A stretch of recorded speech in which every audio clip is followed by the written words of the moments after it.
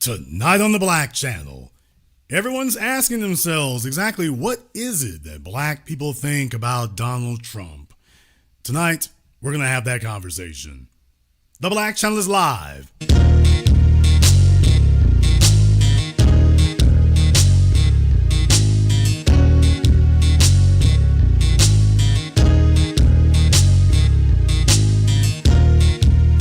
Unapologetic, unadulterated, and absolutely uncompromising.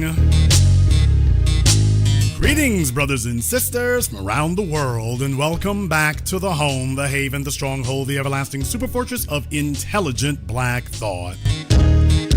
We are the Black Media, and this is the Black Channel.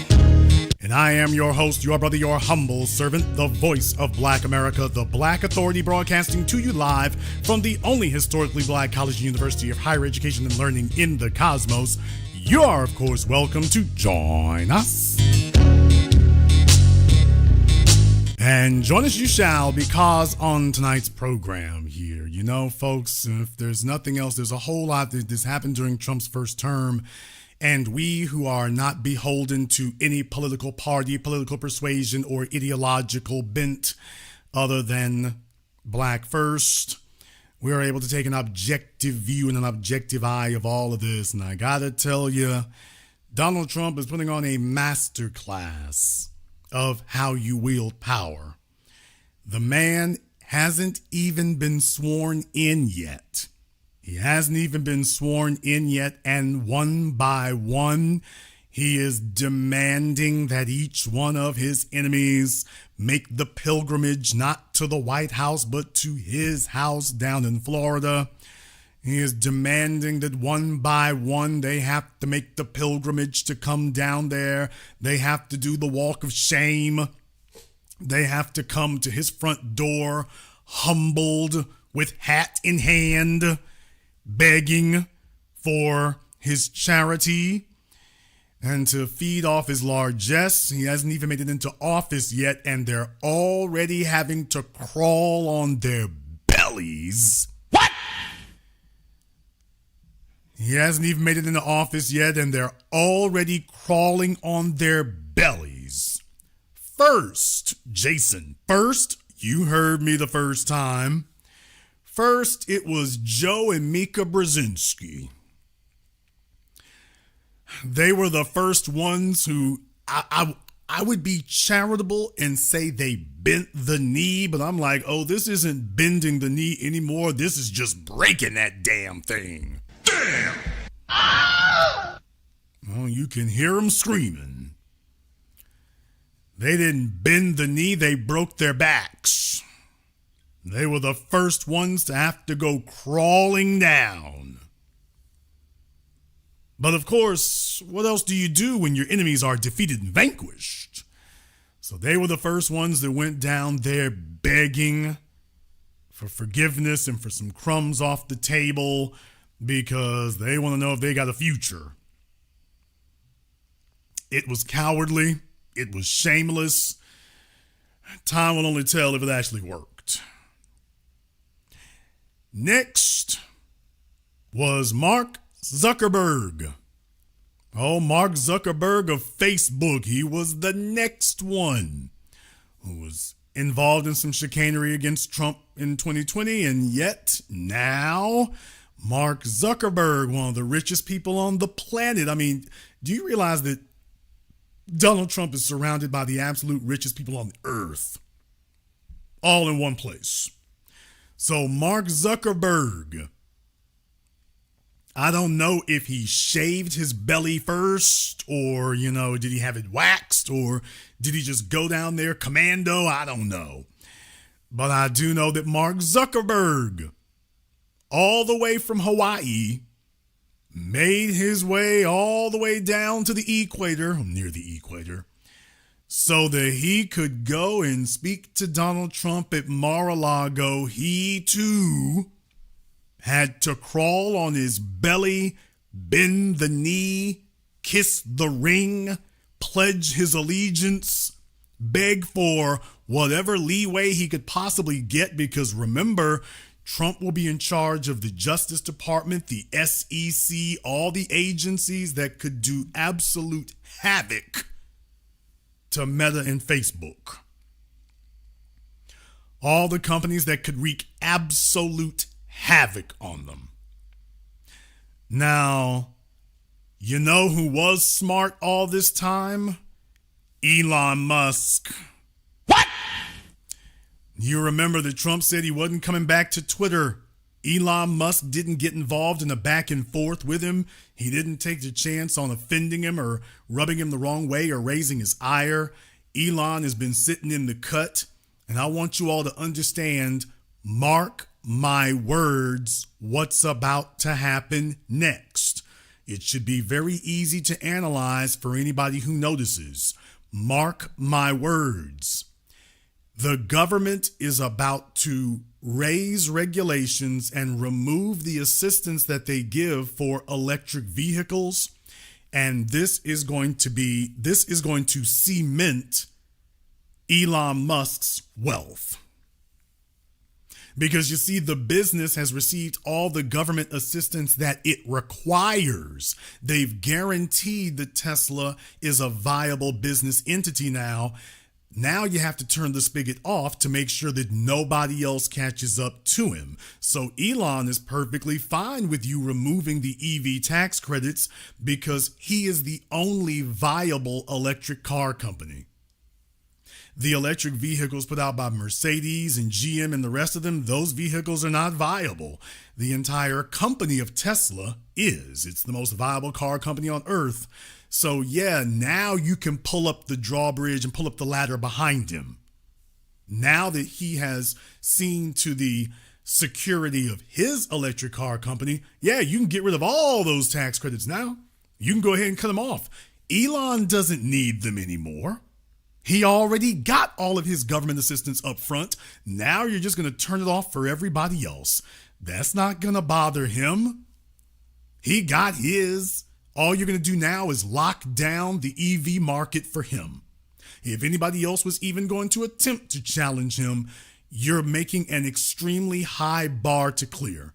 So basically, his only competition now will be the Chinese. And we all know how friendly Trump is toward the Chinese, don't we? Nigga, please. We all know how friendly the Trump administration will be towards China. So Elon Musk is in buddy-buddy.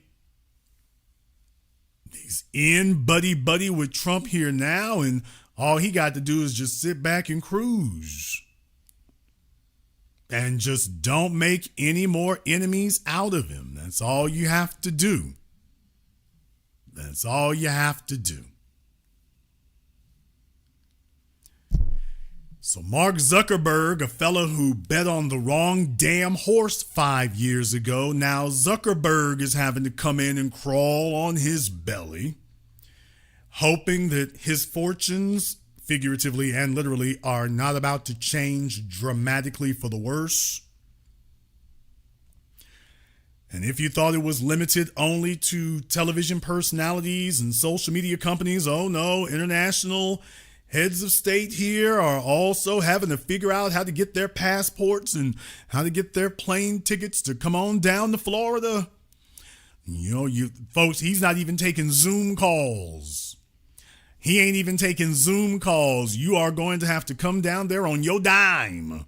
On your time and on your dime, you're going to have to find your damn way down there to come see him. He's like, oh, every one of y'all got to come on down here. Come on down here and beg for mercy.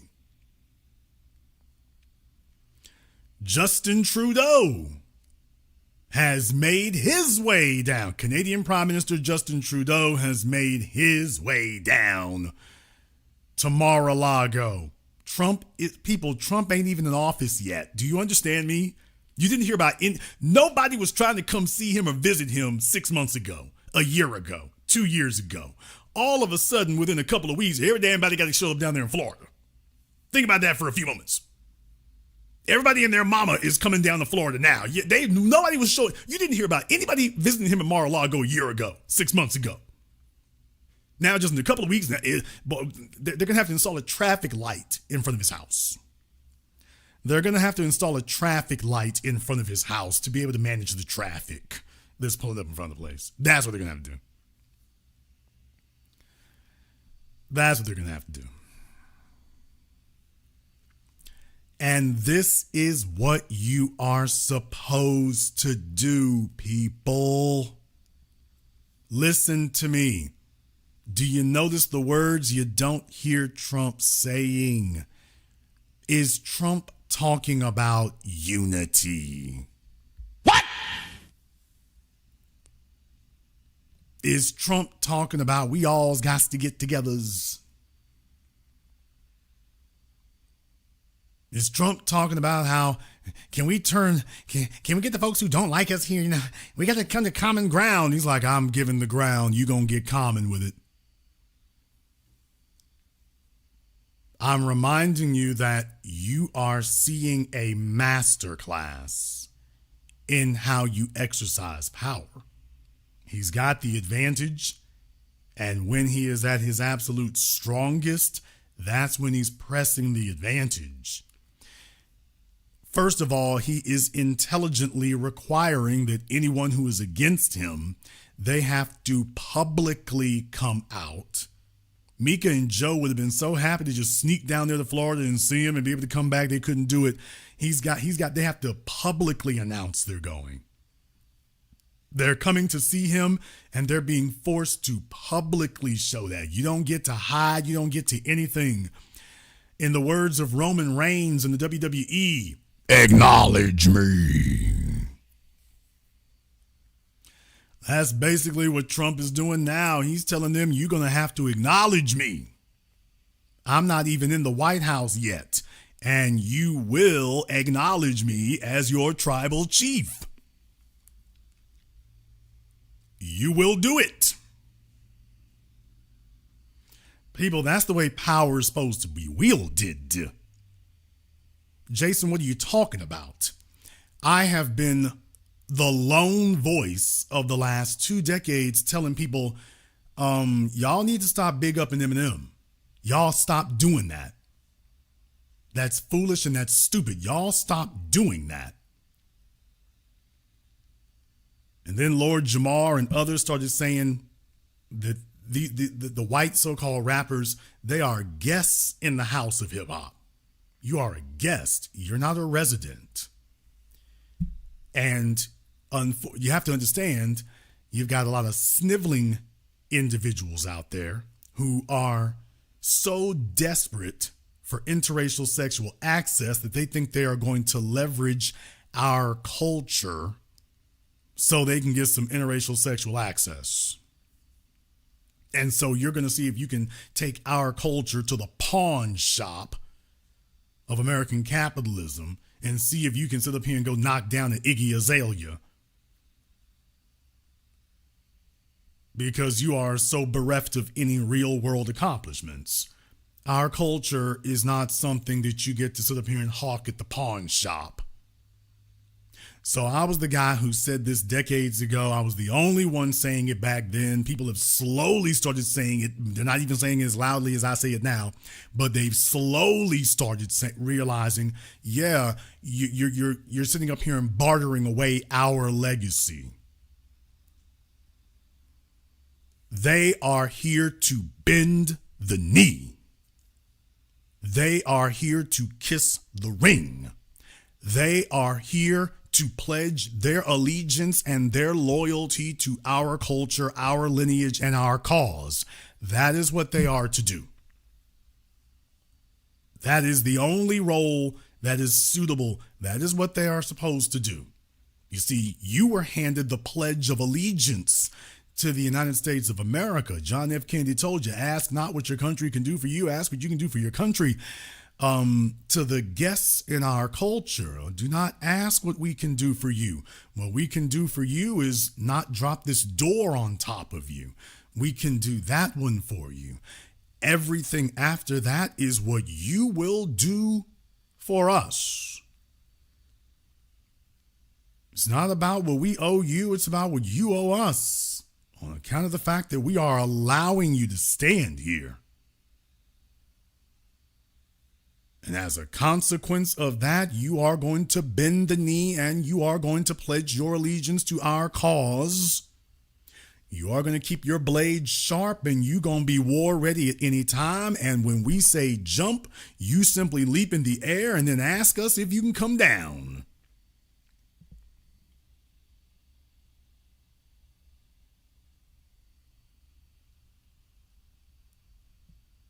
That's the way that works. That right there. When they go up in the air, don't worry, we'll let you know when you can come back down. That's how you wield power. That right there. That's how you do it. To the people who have dared to offend us or affront us, oh, there is no forgiveness. People, is the word forgive in Donald Trump's vocabulary? What? Someone please tell me, when have you heard Donald Trump use the word forgive?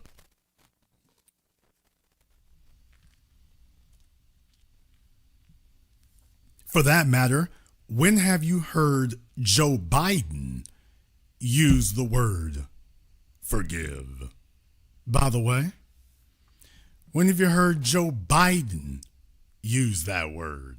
By the way, when have you heard that? So you don't hear those folk talk like that right there. That is not important. By the way, did Joe and Mika Brzezinski require a discussion about forgiveness before they made their trip to Mar-a-Lago? That was not the requirement. The requirement is that he doesn't want to hear what you have to say.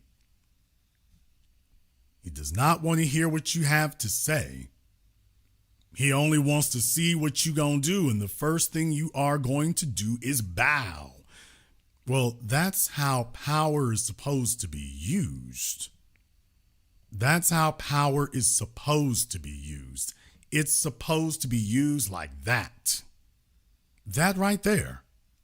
So that these people, they might want to talk trash about you later, but they're going to have to publicly acknowledge you wasn't talking like that when he won the election and you were down there bowing and scraping and crawling your way to Mar-a-Lago. You wasn't talking like that then.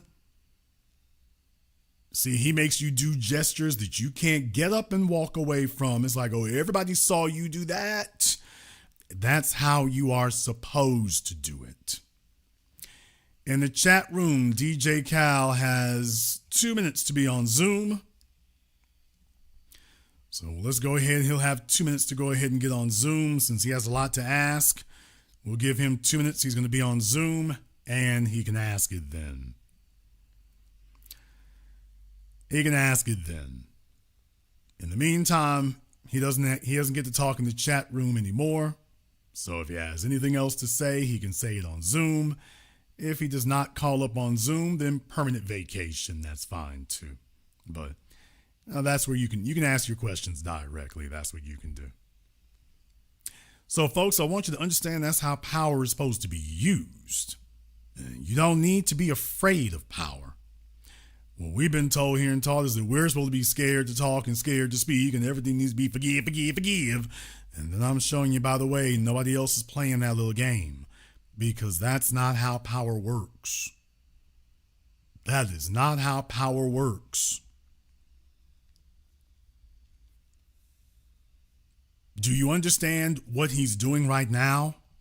He is breaking his enemies. You hear him screaming. He is not simply sitting up here and talking trash. He's breaking them. He's breaking them in public. He's doing it right in front of everybody. He doesn't have to tell you that he's the boss. Trump doesn't have to tell you that he's the boss. You just saw these other people squirming and crawling on the floor all the way to this man's front door. He don't have to tell you a damn thing about being the boss. He's just doing what the boss do. All he's doing is standing still. They're the ones showing you who the boss is. I don't have to like the man, but I have to respect when somebody actually knows what to do with power. He's not doing it behind closed doors. He's forcing them. All that trash you were talking that in public. Then you will do your penance in public also. That's how you do power. No. He's like, I don't know if you're going to be forgiven in public or forgiven behind closed doors, but I do know that you will bend the knee in public. I do know that you will do your penance in public. Now that one I do know. And you can call it forgiveness or whatever in the hell else you want to. But whatever you do from here on in, you will do this you were talking trash in front of the world, you will do the rest of this in front of it too. And you have watched and you have witnessed as one by one they have pulled up to the place. And by the way, they will continue to do so. They'll continue to do that. If they intend to have anything resembling a future, they'll continue to do so. Anybody beyond that, it's going to be a rough ride, guys. It's going to be a rough ride. Although I would recommend that they go ahead and get their seats reserved early. It is going to be a problem if they wait. Let me tell y'all, it's going to be standing room only. Everybody who shows up late, they're going to be the ones without a chair when the music stops. If they mess around and show up late, if they think they're going to stall this thing out and tell themselves, oh, well, we'll wait till later or wait till we need something, that's going to be a bad spot to be in. So y'all know how it's like when you make a plea deal with the DA when they got a bunch of you arrested to make a plea deal. Whoever makes the first deal gets the best deal. Whoever makes the first deal gets the best deal. Everybody else gets the bad one. Oh, Mark Cuban? Oh, man. Let me tell you, Mark Cuban is one SEC investigation away from all kinds of bad things happening. He is one SEC investigation away from every bad thing you can imagine occurring. So, of everybody who needs to be going to pipe down real quick, Cuban going to be the first one to pipe down. He knows full well he don't really want that happening. We have to be objective.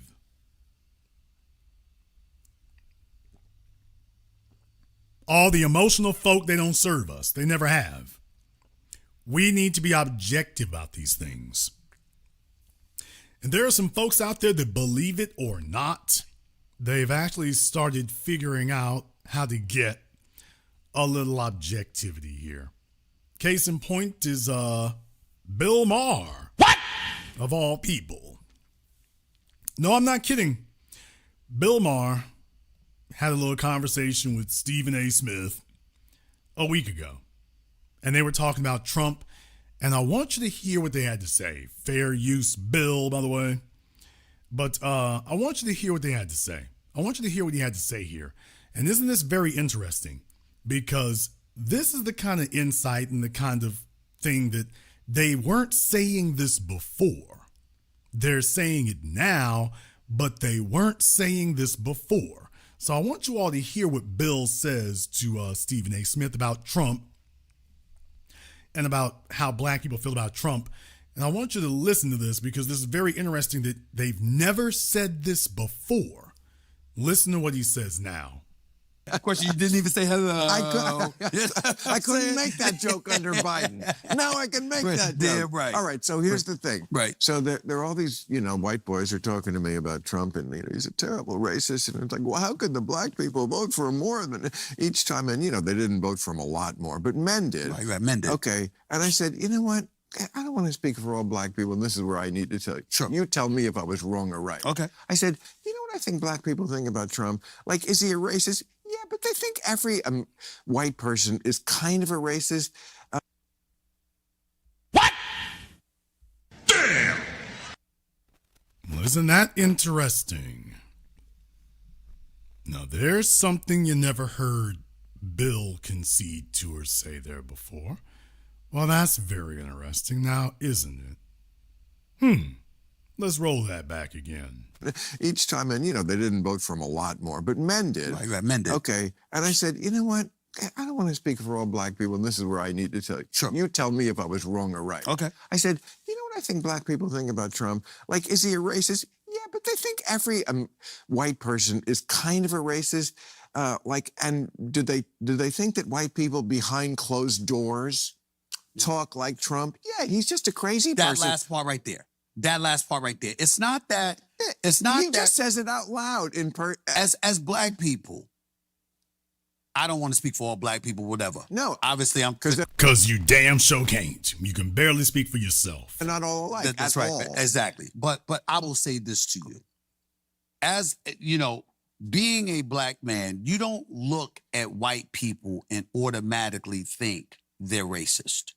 You automatically know they're different than you, that they think different than you, that they come from a different cultural background and Yes. experience things differently than they do. So Right. that second part is very, very important, because when you talk about how Trump talks, Right. we're going like this. So that's the first time he talked like that, when he became president. Who the fuck you think you playing with? We know better than that. We know better than that. We know that ain't the first time, and we know that the people that he was friends with all of these years, he talked just like that around y'all, and y'all didn't have no problem with it. Don't act like you have a problem And now. also had Now, this is something I can actually agree with here. Took you all forever to sit up here and accept the reality, but this is something we can absolutely agree with here. No doubt about it. You see, this is the point that we've been making the whole time, and Bill Maher and the rest of them would argue with us about this. What he just articulated is not the reason that we voted for Trump. I didn't vote for him, but the folk who did, that's not the reason that black folk didn't have as much animosity towards Trump. That's the reason that you couldn't bully us into voting for Kamala Harris. That's the reason why. You couldn't bully us into voting for Kamala Harris for that reason. Because anytime somebody would jump up and try to say, well, they is all racist, Trump is racist. Remember what we always said, they all are. Remember? We were the only ones saying this before now. Remember, that's the response we've always given. Well, Trump is racist. So is Biden. They all are. What's the difference? You're trying to bully us and badger us into supporting your preferred racist over here? They all are.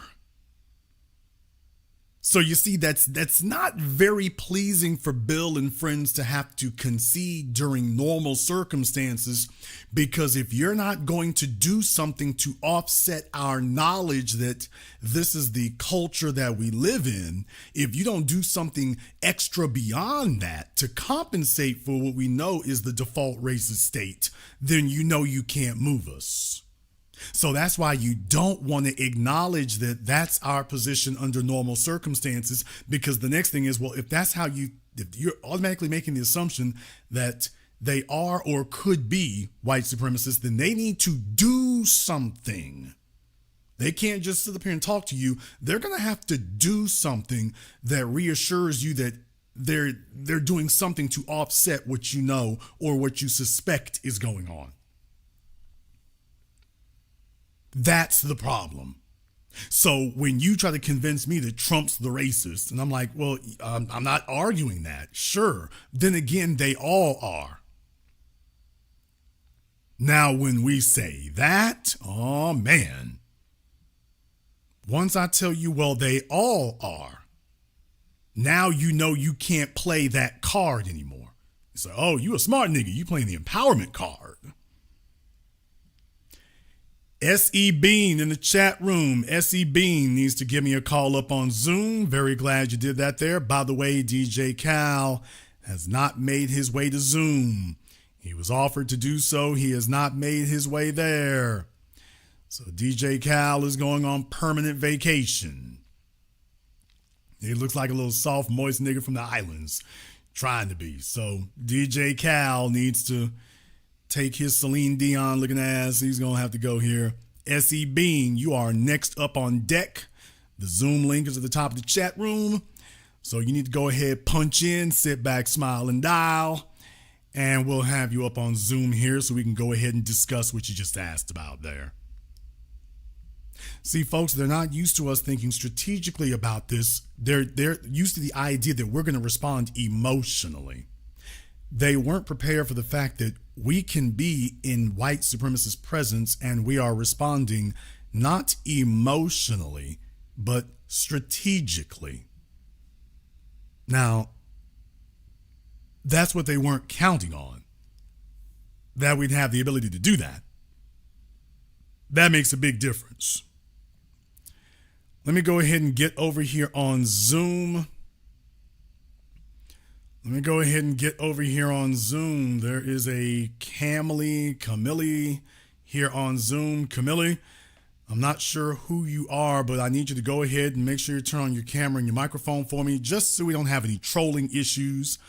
Nobody else sees you except me right now, so you don't have to worry about that. But just to make sure we don't have any trolling issues, I just need to make sure you turn your camera and microphone on for me.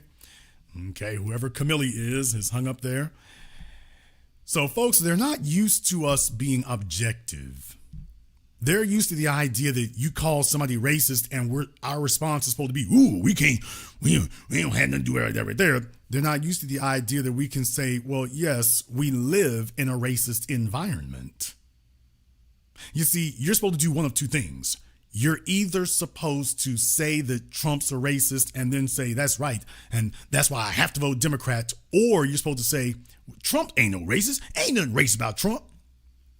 See, there's the difference between us and the Officer Tatums and the rest of the bootlicking clowns on the internet out there who have no credibility. The difference between us and them is we call it out when we see it. What we don't do is start cooning and buffooning and ass kissing. Now, there's the difference. They talk about it and start ass kissing. Ain't no racism, ain't no going like this. I'm like, oh, he's so obviously racist. It's right there. The next question becomes, now that you acknowledge it, what do you do about it? But first you acknowledge it. We don't do ourselves any favors by trying to deny that those things exist. That's not the way that works. We don't do ourselves any favors with that. And that's not being strategic. So Donald Trump can be white supremacist and racist, and we will call it out for what it is. You're not going to use that to get us to vote for the other racist or the other racist party. So Bill Maher and friends, it's like, ooh, hell, these Negroes are thinking He's not calling this out because he just had an epiphany. He's calling it out because what he's acknowledging is, damn, black folk today are starting to think strategically, not emotionally. This is new. People, do you understand how new this is for the dominant society? Do you understand how new this is for white society? The idea that we could respond to these things strategically, not emotionally. This is new. This is new to them, to have to acknowledge that, wait a minute, black people they acknowledge that you're racist. And then they respond to it strategically, not emotionally. Well, if we're not responding emotionally, that means you can't weaponize it. Hey, brothers, you know that guy over there, he doesn't like black people. It's like, yes, I suspect, but I've watched your behavior and I'm strongly suspicious that you don't like black people either. Why, I'm a member of the NAACP and Kiwanis Club. And that doesn't change the reality. So both of you actually have a lot of similarities. Now, what is it you're offering? I'm not here to argue with you about whether or not you're white supremacist or not. I'm not here to argue with you about whether or not you're racist or not. Why don't we discuss the tax you're going to pay? And we'll call that equality. I'm not here to convert you to humanity, or I'm not here to convert you to decency. Cut the check and we'll call that humanity. Cut the check and we'll call that decency. I don't know if you're eligible for forgiveness or not. Cut the check and we'll call that forgiveness.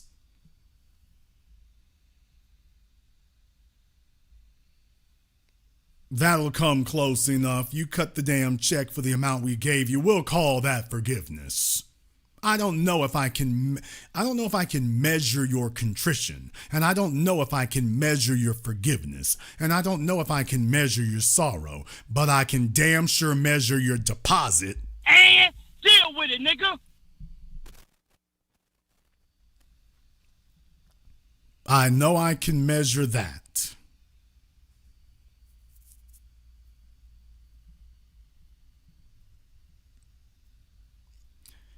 And what Stephen A. Smith was talking about there too actually has a twinge of truth to it. I know, rare for him, but it has a twinge of truth to it. We don't go around saying that all white folk are racist, but we understand that we do live in a racist society that is weaponized against us, that is beyond any doubt or any argument. So we are constantly on guard for it. We're constantly on guard for it. We're smart folk anyway. We are on guard for it. We're on watch for it. We understand that that is an element that is in the atmosphere. It's like being under tornado watch. It's like being under a tornado watch. Need to keep your eyes and your ears open because the environment is always favorable for the development of a tornado, in which case we go from a watch to a warning. But we always need to be cognizant that the atmosphere and the elements are favorable. At any moment, a storm could break out. See, that's the existence that we live under. At any moment, this could flip another direction.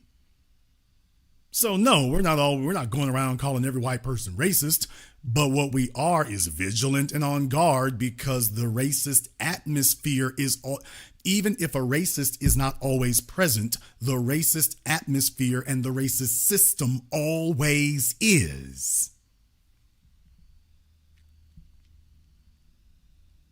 The racist atmosphere and the racist system always is, and its response to us is uniformly racist. It is uniformly unjust. It is uniformly unfair. So for that reason, we always regard it from that standpoint.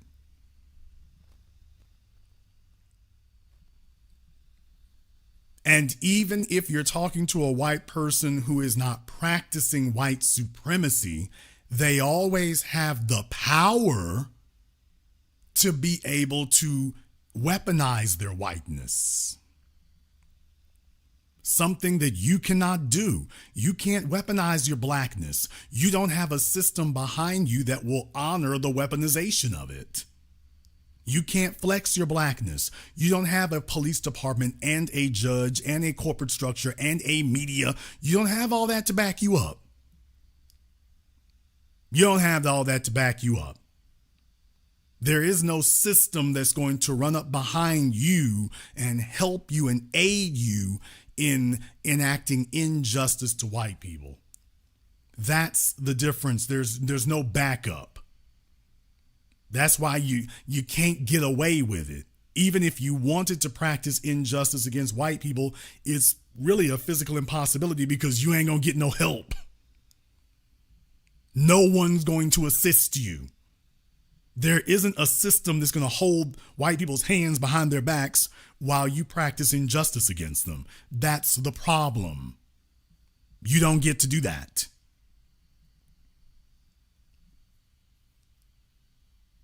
The best you can ever be is the front person or the mascot for white interests that might be trying to target another white person for their own interests. But you don't get to sit here and say, okay, I'm calling the shots and there's the white person over there that we're going to practice injustice against. Fannie Willis and Alvin Bragg are still trying to get something resembling charges on Trump to stick to this very day. You don't get to practice injustice. You don't get to do that.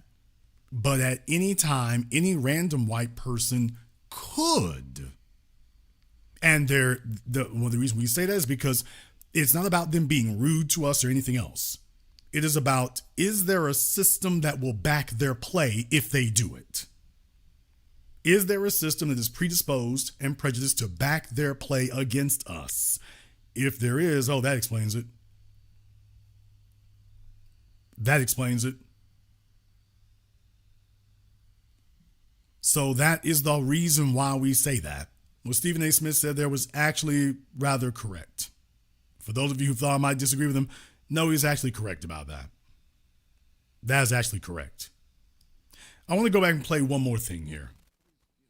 Boys are talking to me about Trump, and he's a terrible racist. And it's like, well, how could the black people vote for him more than each time? And they didn't vote for him a lot more, but men did. Right, men did. Okay, and I said, you know what? I don't want to speak for all black people, and this is where I need to tell you. Sure. You tell me if I was wrong or right. Okay. I said, you know what I think black people think about Trump? Like, is he a racist? Yeah, but they think every white person is kind of a racist. And do they think that white people behind closed doors talk like Trump? Yeah, he's just a crazy person. That last part right there. It's not that. He just says it out loud. Now, here's my thing about this. Why is it Bill Maher didn't say this 5 years ago? Why didn't he say this 3 years ago?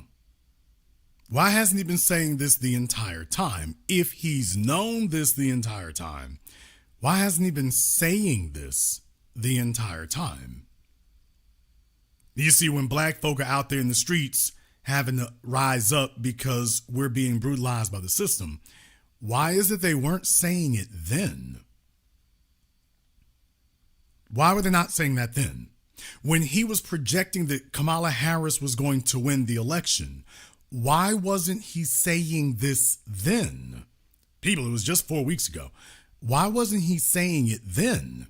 If he knew this, if he's known this for the last 60 days, why in the world was he saying that Kamala Harris was going to win? If he's known this the whole time. Why would you be asking why we have a problem with Democrat? Why was he sitting up here arguing with Ice Cube if he knew this? Which he did. Folks, if he knew this the whole time, why didn't he say this when he was talking to Ice Cube? Why didn't he say it then? Yeah, because once you say those words, that's a game changer. That's a game changer when you say that. Because saying those words have pertinence and consequences behind it. It answers the question of why we would do that. But he's still making a mistake. You are still confusing, and I've been talking about this for weeks now, and I'm going to continue talking about this. You are confusing our abandoning the Democrats for supporting Republicans. Lie. That's the mistake you're making. You want to believe that we're operating. See, let me tell y'all what the problem is. They want to believe that we are responding the way that white society would. That we see Democrat and Republican as a jacket that you can put on or take off at any time. That we vote for the same reasons or with the same motive that they do, and so that we see the political parties the way that they do. We can never see the political parties the way that they do because they get benefits from the political parties that we don't. So we could never see voting for Republicans or Democrats the way that white people do because it doesn't work for us the way it works for them. So they're projecting that if they did see a shift in the way we do things, oh, it must be for the reasons that you would do it. And black people just understand that, it's a jacket that you put on and take off, and that's not the case. That's not the case. This is why they're grossly misinterpreting what happened, because they don't actually understand why it occurred. They think that we are overlooking Trump's racism, that we're just chalking that up to the cost of doing business, and that we've taken a look at, quote, all the positives that Trump brings. That's what they're saying, because that's the way that they operate. When they flip from being Democrat or Republican, when they flip from voting Democrat or Republican one year or the other, the reason they do it is, well, they're overlooking one or two things, but voting for all this other stuff that's in their interests. Donald Trump is not actually actively bringing us anything that is in our interests.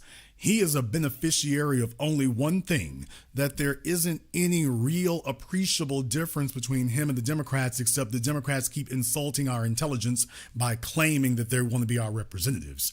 And we've just said, you know what? We're done listening to you lie to us. We don't have to fight Trump, and we don't have to bow to him either. There's the difference. We don't have to fight him. We don't have to bow to him either. So, Donald Trump, we're not going to bow to you, and we're not going to fight you either. We're going to leave the Democrats to their own devices. There's the difference. So you see, this is a completely different motive than Bill Maher and his friends have. Totally different motive. We didn't do it because Donald Trump's bringing us what we want. We're doing this to send a message to anybody who's not bringing us what we want. What we said was what they don't understand. We said, let the chips fall where they may. If we're not going to benefit from it, then we're not going to participate. Let the chips fall where they may. Ooh, they support Trump. Did you hear what the hell I just said? I said we support neither one of you. Let the chips fall where they may. You know, Trump could win. Y'all always support Democrats. Let the chips fall where they may. If she wins, she wins. It'll be without our help. If she loses, maybe she'll pick up what we're putting down. Who knows? What we do know is we're not going to argue with them over this anymore. So the chips fell where they may, and they're coming back telling us, see, they love Trump.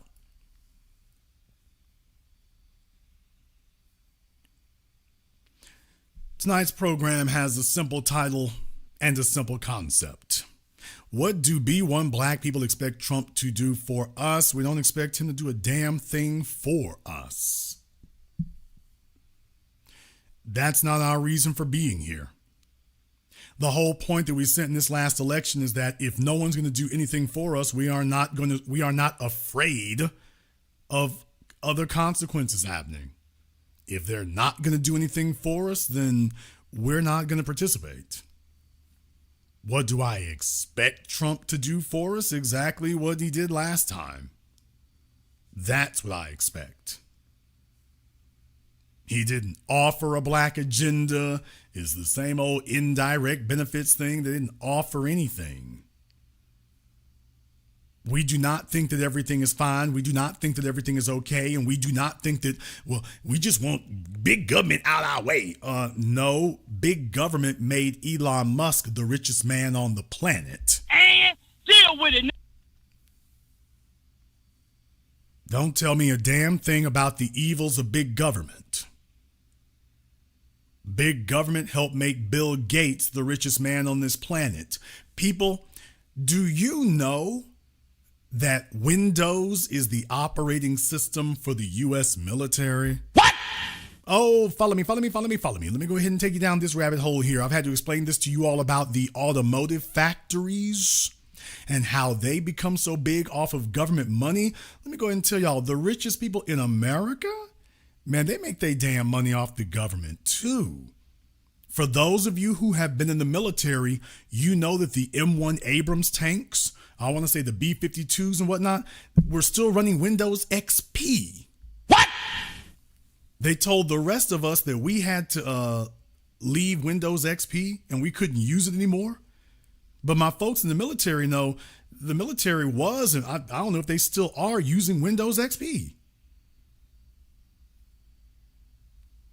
So they discontinued support for it for everybody except the U.S. government. Yeah, my military folk know about that. People, do you think that do you think that Windows is given to the Department of Defense for free? Do you all think that Windows is given to the Department of Defense for free?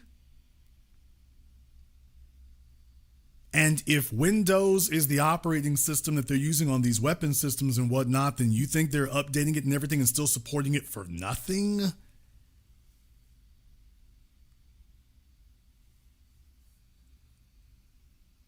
So when we talk about how these folk get rich, I'm like, by the way, the government, don't tell me a damn thing about the evils of big government. All these folk getting rich, they get rich off of the government.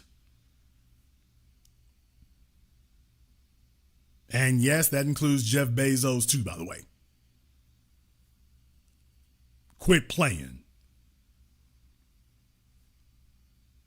We don't even want to go, Office 365. We don't even want to go over how much of that is going on. You don't even want to go over that.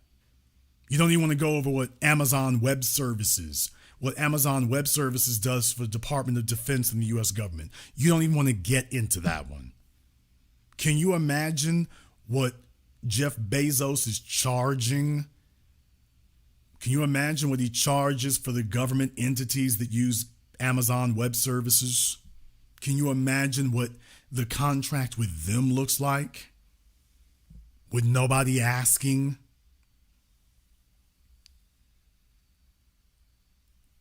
Yeah, in the chat room, you know damn well between Amazon and Microsoft, and I'm just starting with those two there.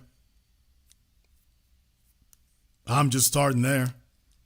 But then they come tell you and me what we shouldn't be asking for, what we shouldn't be demanding. That's what they come and tell us. That you don't need that. Okay, what the hell is this then?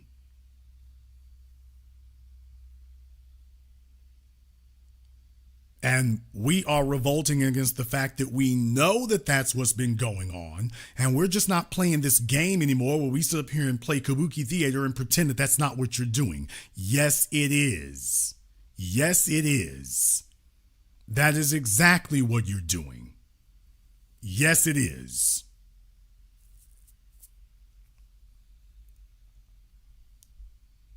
They just play this game of telling you and me what we're not supposed to be doing, what we're not supposed to be getting. Well, no, because as far as they're concerned, they need to make sure that's reserved for them. You'd be the richest damn person in the world, too, if you were getting the United States government was paying people to buy your products. What? It's the law in all 50 states that you have to have car insurance. Well, that's demanding that people do business with insurance companies. You have to have health insurance where you're demanding they do business with white companies.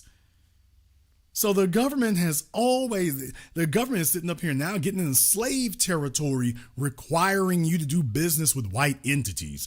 There's not a single government law or anything anywhere that requires you to do business with black folk at all. Not a single one. Not even one.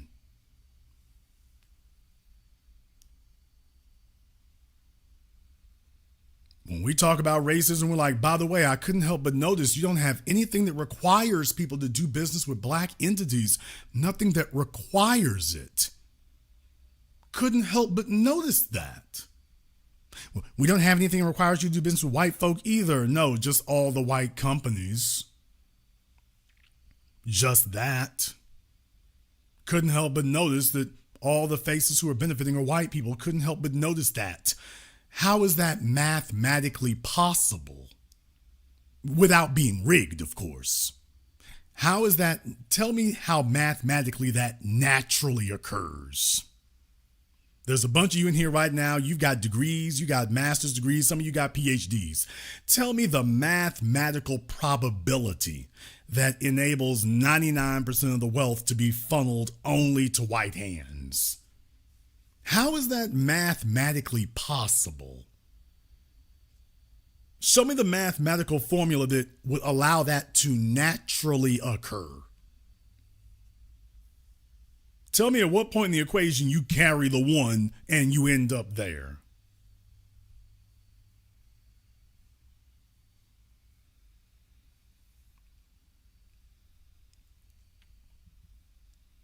We won't even get into the criminal part of it. Folks, I'm not even going to get into the criminal part of it. I'm not going to get into the part of it where they sell you cars that don't work and break down and you're stuck with it. Houses that are deficient and you're stuck with it. Stock market scams and you're stuck holding the bag. Airlines, companies that are huge airline companies, and folk are getting killed, the folk are getting hurt, your flight's not connecting, you're getting cheated left, right, and center, and nobody's being punished for it. You just lost. Going to all these hotels and stuff with their resort fees. Utility companies overcharging you, double billing you. Credit card companies slamming you with interest. There's no mechanism for you to do that to them. No mechanism whatsoever. And this is standard operating business in America for hundreds of years. Oh, don't even get me started on the FDA. They have a laundry list of symptoms and side effects that the medication can give you, up to and including death. Here, take this vaccine, and by the way, you can't sue anybody if it kills your ass. What?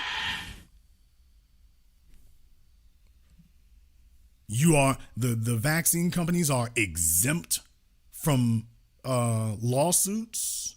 They're exempt from litigation. Someone please tell me a black entity anywhere on this continent that is exempt from litigation. I'll wait. Tell me one black business, one black entity, one black anything that is legally immune from prosecution or litigation. I'll wait to hear that one. Please tell me, how do you not become filthy rich when the government steps in and says, no, Matt, we're going to require everyone to buy your product, and even if it kills them, they can't sue you for it? Excuse me, tell me how you don't become filthy rich under those circumstances. Tell me how you avoid becoming rich under those circumstances. How do you avoid becoming rich? Tell me how you would do that. Okay, you're going to make everyone buy my product. Yes. And you're going to require that they do it and get it now. Yes. And you're going to penalize them if they don't. Yes. And if they don't like it, you're going to remove their right, their constitutional right to go to court over it too. Yes. You can't name a single black anything that's got that kind of leverage for it. So miss me with the big government talk. That's not big government. That is just dictatorial. And what we're saying is we're hip to the game. We've been hip to it for a long time now. We're just not playing the bull crap anymore. We're just not playing the bull crap anymore with it. What do I expect Trump to do for us? Same thing they did last time. Same thing as last time. Only here's the difference. I can say something that the coons and buffoons and Candace Owenses and the rest of their ilk simply cannot say. I'm not expecting Trump to do anything for us, and Trump needs to understand we're not going to do anything for him either. What? In case he has forgotten, there's still a long number of people out there who got the long knives out for him. There's a whole bunch of folk out there who still want a piece of his ass. He still needs some protection. He still needs some folk running interference. He still needs some people to have his back in a real ass way.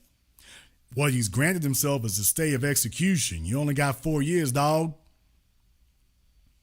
You better start amassing some friends and some buddies out here, although in the event that you don't, please understand, just like we left Kamala Harris to her fate, dude, we'll leave you to yours. We did it to you in 2020, remember? Damn! Memories are short. We did it in 2020. You didn't see a single black person shed a tear when you got bounced out the White House. Dude, we did it in 2020. You think we won't do it again? These folk don't believe fat meat is dripping greasy. Teresa, I would meet with anybody if it empowers my people. I would sit at the table with anybody if it empowers my people. Period. I have no permanent friends. I have no permanent enemies. I only have the permanent interests of my people. That's it. So, yes, ma'am. I would sit down at the table with anyone if it empowers my people. I absolutely would.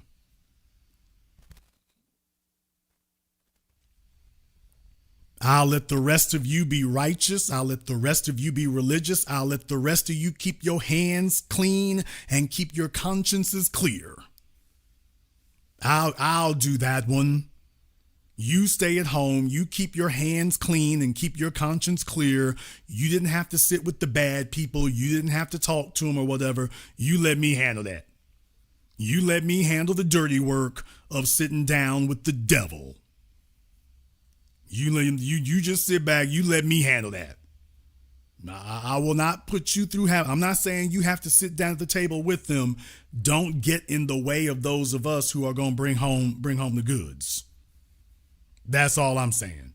I'm not saying you have to come sit down at the table with us when we go see them, but damn it, don't get in the way.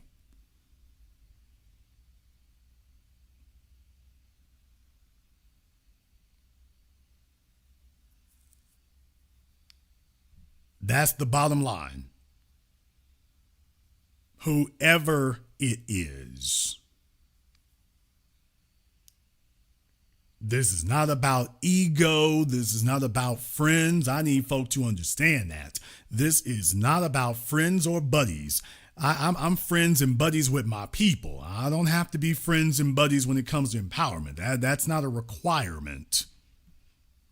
I have taken out many loans in my life, and I am very friendly with quite a few bankers and quite a few banks. But that's not a requirement.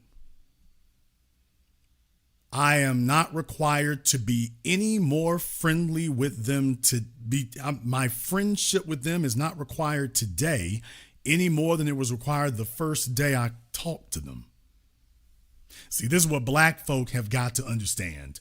This idea that we are required to be friendly with people and approve of them and, ooh, would I invite them to the barbecue? Sit your childish ass down. We're never going to get anywhere with you participating. We do not have to be friends we can be friendly, I suppose, but we don't have to be friends with them. When I say friendly, I mean civil, because I don't see how you get anything done if you're not. But that's all we are required to do. I'm not required to like them. I'm not required to like them. This is why so many of our people get caught up in that Democrat trick bag. Ooh, I likes Kamala. I likes Obama. Okay, and the people that you quote unquote like are sitting up here selling us out. That's what the people you like did.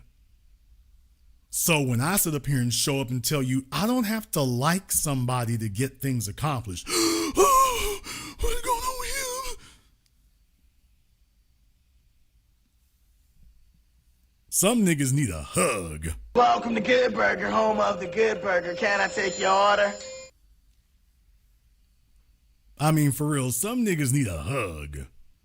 If you're operating in life and you're looking for somebody to like you and you gotta like them and you can't get anything done unless they buddy and if she ain't willing to, I don't want to deal with no white girls who won't give me sexual access. Nigga, please. I can do biz. Listen to me. Cornbread eating nigga. I can do business with Sarah Palin. I could do business with Marjorie Taylor Greene. I could do business with any of them.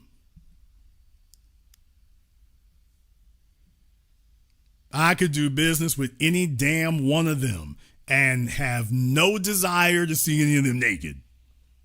That's not a requirement. Sexual attraction, sexual approval is not a requirement. I could do business with every single one of them straight over the phone.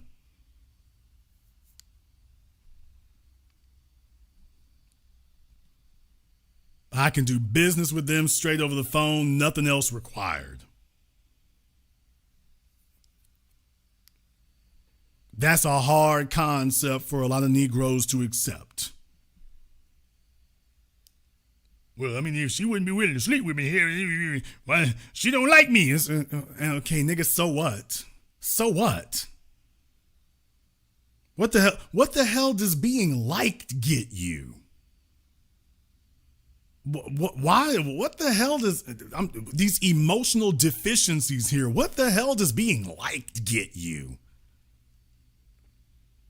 Some of these folks need to find their daddies or whatever and get a hug or something here. I want to be liked. Why? Liked for what? Okay, and if she likes you, what exactly do you get for that? Tell me the extra added benefit that you receive for being liked.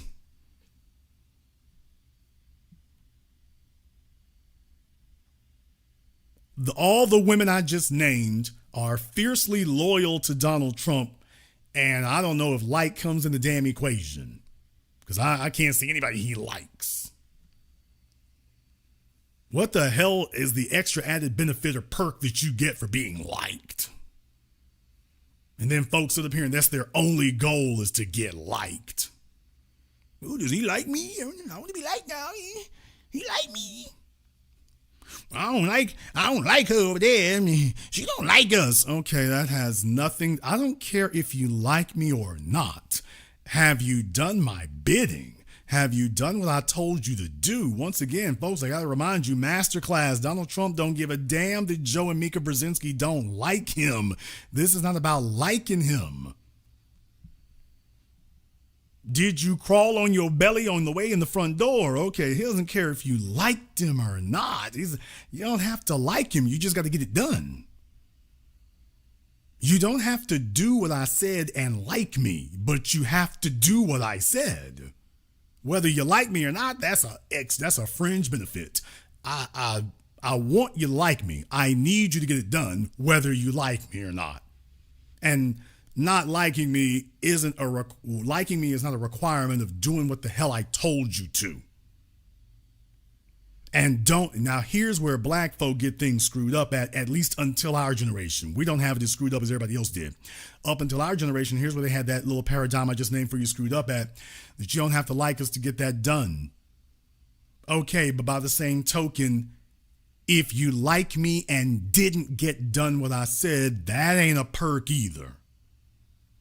I don't give a damn how smiling you are and how friendly you are and we hanging out at the racquetball court or whatever. I'm like, by the way, did you ever finish that thing I told you to do? This is like having a car mechanic who's been sitting with your damn car for 3 damn years. You're making monthly payments on it. You're paying insurance on it. He's had the car for 3 years to replace an alternator. The car is still sitting in his shop collecting dust. He is nice. He is friendly. He's cordial. He's asked about your kids' little league. He laughs and jokes. He's the funniest dude you ever met. He's like Dave Damn Me Chappelle. Every time you meet him, he got a bunch of jokes. You're rolling in the aisles. Your damn car been sitting at his shop for 3 years. Ain't moved. Ain't fixed yet. You get along with him just fine. Okay, but he didn't do what you came for. Did you come here for a comedian? Did you come to him for a friend? Or did you come to get your freaking car fixed? He's doing everything but fixing the damn car. And got Negroes telling me, well, I don't give a damn if he the best mechanic in town. If he ain't friendly, I ain't trying to deal with him. Okay, I just want y'all to understand that's the way old niggas do things. See, y'all, can we just keep it a $103? We all know some old niggas. Some of y'all got old niggas in your family. They know the shade tree mechanic down the street. He an old nigga now. He ain't even young. He's this old nigga down the street. Once upon a time, he was supposed to fix on their damn car. He got $300-$400 from them, never fixed the damn car. They still be talking to this nigga to this very day. Now, you and me would have whooped his ass with a pipe wrench. You and me would have whooped his ass with a damn tire iron. But your grandmama and your grandpappy is just that nigga they ain't got no money back from him yet. He ain't fixed the damn car, nothing. He's sitting there at the church. Y'all know he's always the one with the raggedy suit. He's sitting there at the church. He's congenial. He's funny. He's friendly. He's the nigga that spins the kids on the damn merry-go-round at the park or whatever. He's the guy who does, okay, but the nigga ain't fixed the car, man. I'll be damned. Y'all gave him $400. He never fixed the car. And ain't gave you your money back. Damn friendly. Damn friendly. When you put, quote, friendly ahead of actually executing what the hell you came for, people, friendship has its place in this world, but when you need something done, there is no substitute for getting it done. If you need something to eat, you don't need some jokes and a pat on the back. Nigga, give me that steak. There's a place in this world for laughs. There's a place in this world for friendship. There's a place in this world for all that. But when we start putting that ahead of actual concrete accomplishments, okay, dude, you done lost the plot, man. You've lost the plot. You've lost it. I'm just the guy got the guts to sit up here and tell you all, hey, we ain't playing no games with it. We're not. We're not. So what do I expect Trump to do for us? We're not sitting, you haven't heard a single one of us sitting around talking about when Trump getting off, this what he gonna do for us? Negro, please. You never heard us say anything like that. Then what's the point to show everyone if we sit out, chaos reigns. We are willing to, what we've shown the world is that we as a voting bloc are willing to sit back and let the damn thing burn. We are willing to sit back and let it descend into chaos. We damn sure are. We meant what we told you. If we cannot all be equally comfortable, damn it, we will all be equally uncomfortable. And discomfort is a little under 2 months away. We will let the whole damn thing burn. We will let it burn. We sure will. And we have no fear, no reservations. We're not terrified. We ain't worried about it. You saw us just sit back here the whole time and just watch it sink. Roland Martin is sitting over there panicking. BET sitting over there panicking. Tiffany Cross and Angela Rye are in literal tears over there. They the ones worried. We sit talking about Russian bots. We cool as a cucumber over here. We straight. We already resigned ourselves to this. That's a whole big difference.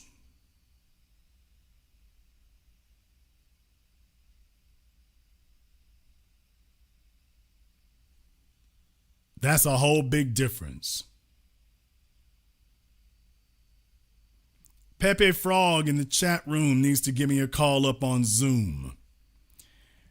Pepe needs to give us a call up here on Zoom. Go ahead and get them. They got 2 minutes to be on Zoom. They're going to go ahead and give us a call there. So they can go ahead and ask their questions. In the meantime, I want to thank everyone, and I do mean everybody who has contributed to tonight's program. PayPal, Super Chat, Venmo, my man, Mr. Richburg. Thank you very much for your support, brother. We appreciate that. Mark B., thank you very much here as well. Najee, thank you very much as well. Also here, I had a few, some memberships here were given out by Black to Deaf. This been given the gift that keeps on giving. We appreciate that. Also Prince Raw, thank you very much. And Demi. Hello, Demi. You know this is for you. I told you all that I was the greatest of all time. I told you today I'm still the greatest of all time. That's Demi. By the way, tell old girl happy birthday, Demi. By the way, Demi, tell her happy birthday. We're going to go ahead and take a very brief commercial, non-commercial break. When we come back, we'll take your calls and more. This is The Black Channel.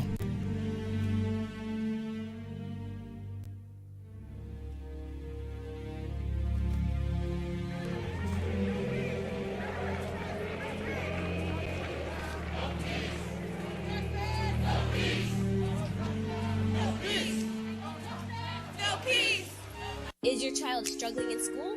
Wish there was a way to get them the extra help they need? Mr. B, the teacher, is available for online tutoring on both tutor.com and varsitytutors.com platforms.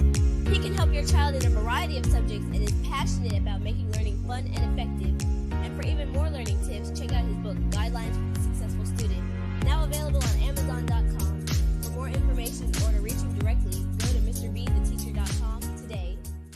The Honey Badger and the Mongoose is a children's story for the family of how a honey badger and mongoose fight an evil alliance of venomous cobra snake and hyenas that overhauls the balance of the savannah. The Big Five. The honey badger demands reparations. Will the Big Five give reparations? Can the evil alliance be stopped? You can find this book at Amazon, Audible, and Kindle.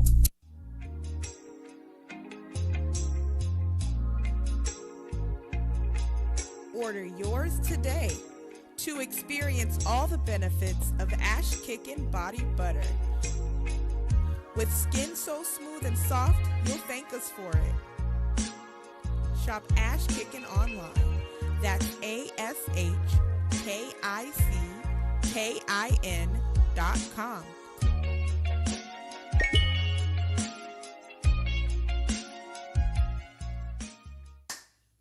Hi, this is Brenda Starr, creator of Poetry with a Purpose and author of the book Pressed But Not Crushed. Pressed But Not Crushed is an anthology of political poems that address current and historical issues in American descendants of slave population and African American population. The book describes slavery and its residuals, Jim Crow segregation, social depredation, and other relevant issues to American descendants of slaves and African Americans, including the current political climate that does not address our issues.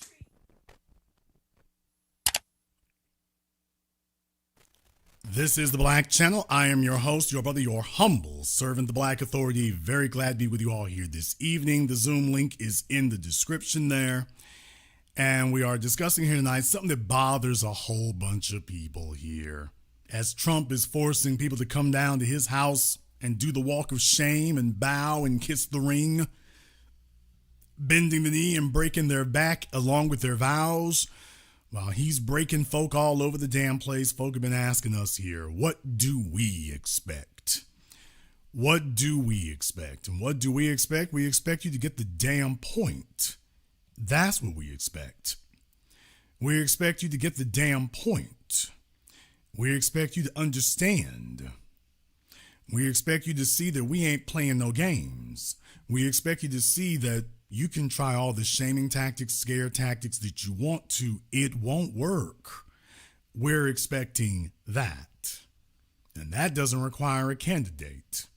We're expecting that you'll start to understand that you're not going to pull any fast talk. You're not going to pull any jive talk.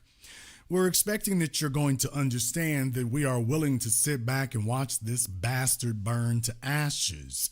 That's what we're willing to do. We're willing to do that. Well, Trump going to be after you too. The Democrats were after us also. Makes no difference. What we're showing you is that we're no longer going to pretend or fake like there is any appreciable difference. That's a big, big change for them to accept, because they're trying to figure out what will happen next. They are worried to death. I want you all to understand, everybody out there is scared to death that this is the beginning of the new normal. What they're acknowledging is what I told you the whole time. Why do we have the new black media here? Why do you have the Black Channel? The reason for that is because, remember, I told you 15 years ago, if you are waiting on MSNBC and CNN to put up the headline that the national narrative has changed, it's never going to happen. It's never going to happen. Don't worry, Steve Harvey will be back down there again. Oh, believe me, he's probably going to wait till Trump gets in office. That's going to break a whole bunch of his people's hearts when he does that. When Steve Harvey goes back down there and starts sucking up to Trump again. Well, you see, y'all don't understand. I had to go down there. See, that's the problem right here. Y'all don't understand. This was for a layup for a dunk. I wouldn't, y'all calling this selling now. This was a layup for a dunk. This was a layup for a dunk. Y'all don't know how business is done. Nah, D.L. Hughley would get his little sassy ass down there too. He sure would. That's the problem right there. See, y'all do not understand. When you go back to the anatomical history of black people here in this country, the whole part right here is that you have to understand how you have to talk to folks here. So you have to talk to people you like. You have to tell people that you don't like right there. I've always been good with Trump. Trump comes to my shows. That'll be DL. Folks, I need you to understand this. The biggest sellouts that we have amongst us are the entertainment class. What? Please don't be deceived. You've never seen me turn you over to any celebrities and tell you, y'all can't even, I don't think you've ever even heard me say that's a real one. I don't think you've ever even heard me say those words. If they are members of the entertainment class, they're automatically suspect. Don't deceive yourself otherwise. They're looking for whoever is going to make them personally the best deal. With the emphasis on the word personally, not deal. They're looking for whoever is going to give them the best deal.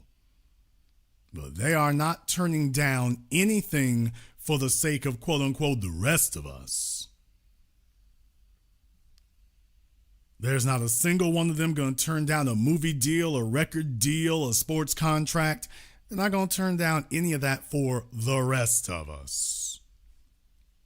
If they do it, they'll do it for themselves, but not for the rest of us. Big difference.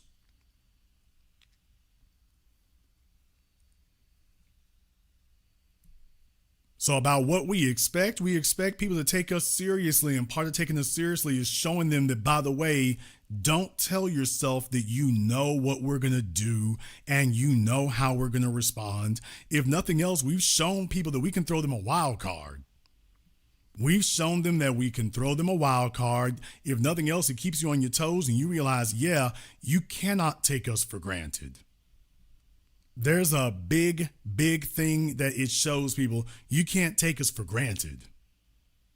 Don't assume that we're going to show up and toe the line. Let me tell y'all what I'm waiting for. What I'm waiting for is Barack Obama to try to rear his head again. Nigga, please. Oh, I'm waiting on Obama to stick his head up again. I'm waiting for him to try to come back through here. Understand something. That little buck dancing little high yellow nigga gonna have some act right. The next time he comes slithering through the door, he's gonna have some act right. He's not, mark my words, it's gonna be a minute. He's gonna think twice before he tries to come back with that wagging his finger at black men like he was doing when he was president. See, there's the real problem. He done messed around and forgot, dude, it's 14 years later. Who you think you talking to like that? It's 14 years later. Who the hell you think he tried all the, what about my legacy, man? Damn you and your legacy. Damn you and your legacy. To hell with you and your legacy. Now, he wasn't counting on that occurring. So, believe me, it's going to be a minute before he tries to double back for that. It's going to be a minute before he tries that. He might find some little old, LGBT sorority to go try that in front of. But as far as a large audience, when it comes to black men, he's going to sing a different tune. The next time he wants to talk to us, he's going to be singing a different tune. And you know who else will be singing a different tune with him? Michelle. What? That's an attitude correction that's been long overdue. Michelle Obama has been floating on dark skin privilege now for a while. Michelle Obama has been eating off of us and enjoying dark skin privilege for a while. She been doing that for a minute. Crooked as hell, untrustworthy as hell, but she been living off that dark skin privilege for a minute. Everything that he's not. She got a little rhythm and she can dance the Dougie, and she been living off that dark skin privilege. Hey y'all, one more thing. Did you notice something else that you stopped hearing after Kamala got them cheeks? Let me not say it. After Kamala got pimp slapped in the election, do you notice what you don't hear anybody saying? Remember that they were before saying that, ooh, Michelle should run for president, she would win. Do you notice since the election you haven't heard a single entity or outlet say that Michelle Obama should run for damn me ice cream salesman? And deal with it, nigga.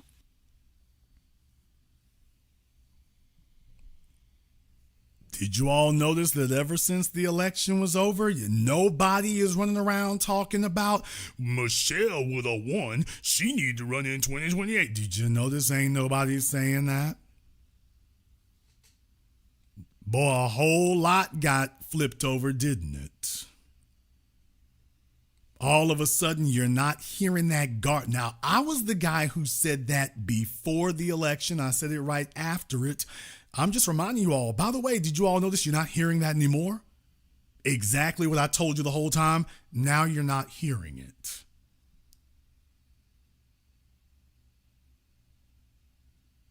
Think that's accidental?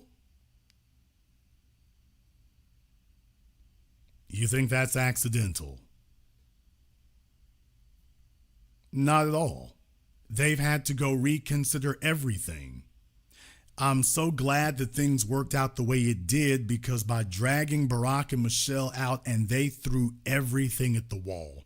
They threw the kitchen sink, they threw the wheelchair, they threw the spatula, they threw everything at the damn wall, and it didn't work. They will not be able to pop back up in 2028. They spent all their political capital in 2024. They spent all their political capital in 2024. So I'm not worried about 2028. They already spent it all this year. And if nothing else, they're going to have a different attitude when they come around trying to act all entitled. They better not show up empty-handed. The next time that Barack and Michelle show up, they better not show up empty-handed. They better show up bearing gifts. They better show up with some tangibles, and if they ain't got none, damn it, get your ass back out there and go get some. But what they won't be allowed to do is come to us anymore talking about voting for intangibles, appealing to us for intangibles. Now, that's what they won't be doing.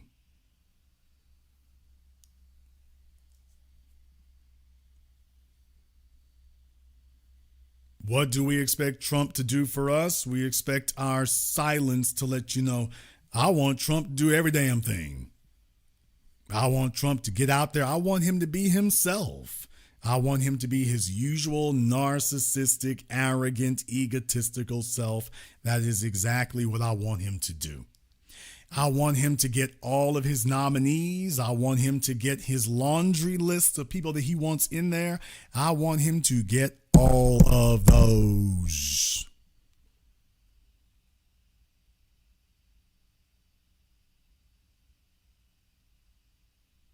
Every single one of them he been bucking for, I want them up in there. I want their worst nightmare. I want them seeing all of it. And I want them to see that we gladly and proudly will sit back and let it happen. So that the next time that it's time to vote and things, they come up talking to us, they realize, now if you ain't talking right, we'll just let it happen again? So all of a sudden, some of the stuff that they're going to act like, well, we can't really do that there. I mean, we ain't really able to make that happen now. We say, how we going to get that to a cuz now? We say, y'all asking a lot here. Well, if you just get us in there, we'll see what we can do later. Okay, how about we let J.D. Vance have his turn? Wait a minute now. Hey, Nancy Pelosi, ain't you supposed to be under investigation for all that insider trading? Yeah, we'll give Trump 4 more years. We'll see if he gets around to it. That's what I expect him to do. I expect him to do that. I expect him to act a fool and give us the ability to show you that no amount of you trying to shame us is going to get us to vote Democrat, and no amount of Trump acting like a freaking jackass is going to force us to put you in power so you'll do nothing.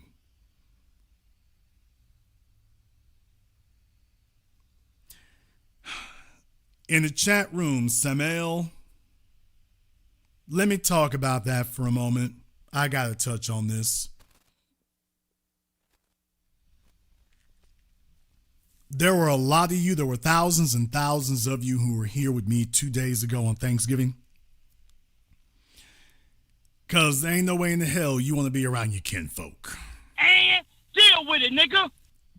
I get it.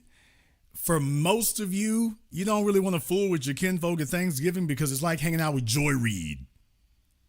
Imagine being at a damn table with Joy Reid and Angela Rye. I'm talking about the old Angela Rye. I'm talking about the old one.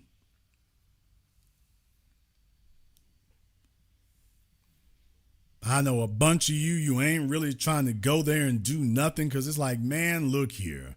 I can't fool with these old niggas sitting at the table trying to tell me that Kamala Harris, a woman that they didn't even recognize her existence before this election, and then trying to tell me that she's the best thing since sliced bread.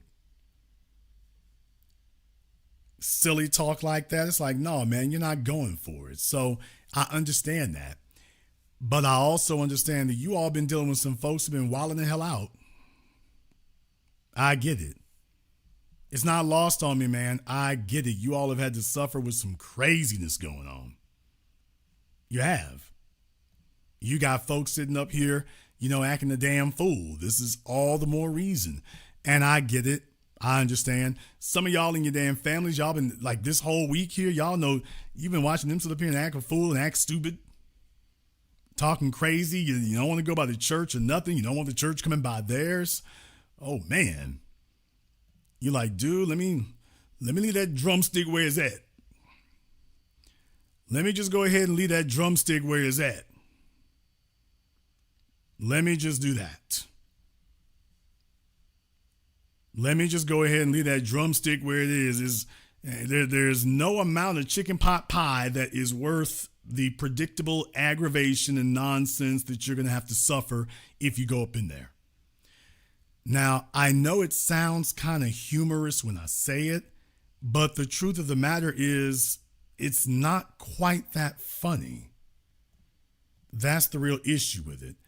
It's actually not quite that funny. Some things are humorous, but it's stressful is what the hell it is. It's stressful. It's not really as nice as you would like here. You got real stuff to take care of. And then you have people who are married to a slave mindset. They're married to it. They're married to that and they won't let it go. They're married to it and they won't let it go. And, you're just kind of trapped in the middle of that. And I understand it.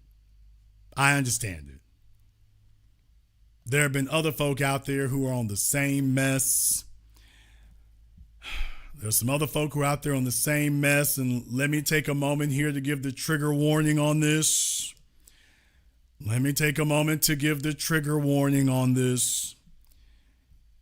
I've been making strides that, I don't have a censored program.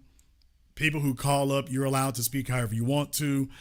I'm trying to be a little more, I don't want to say family friendly, but I will say family sensitive. I want to be a little bit more of that. because I do have young people who listen in, so not really, I don't want to do too much going on in that regard there, but man, oh man. So, Stephen A. Smith, and you always know it's going to go left. I didn't mention this before. Stephen A. Smith was talking to Jennifer Lewis. Boy, the two of them on a damn interview.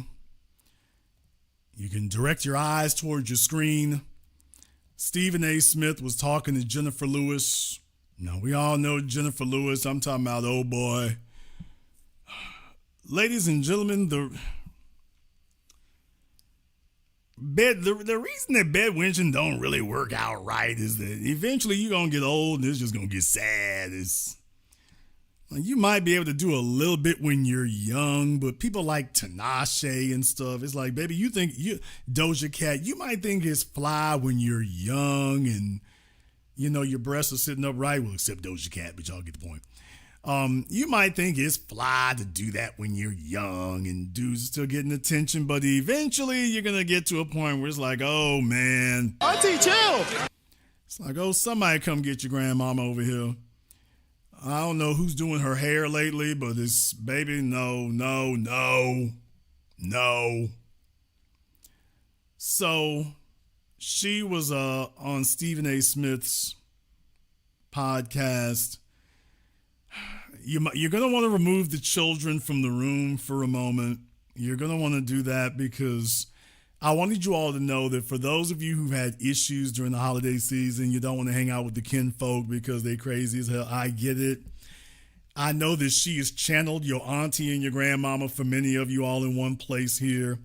Stephen A. Smith asked her about it, and boy, oh boy, you have been warned. Let her rip. Latinos who were not in favor of supporting Kamala Harris. Oh, honey. It's to take now because this Republican Party ain't playing. Let me ask you this. What about what they've said in terms of black, particularly black men and Latinos, supported him more than they have in the past? Why do you think that is? And what do you have to say to black men and Latinos who were not in favor of supporting Kamala Harris? Oh, honey. Oh, honey. When your favorite niece and your 13-year-old daughter is raped by your alcoholic brother or the next door neighbor, and she tries to abort that baby inside of her from a rape, you're going to regret that.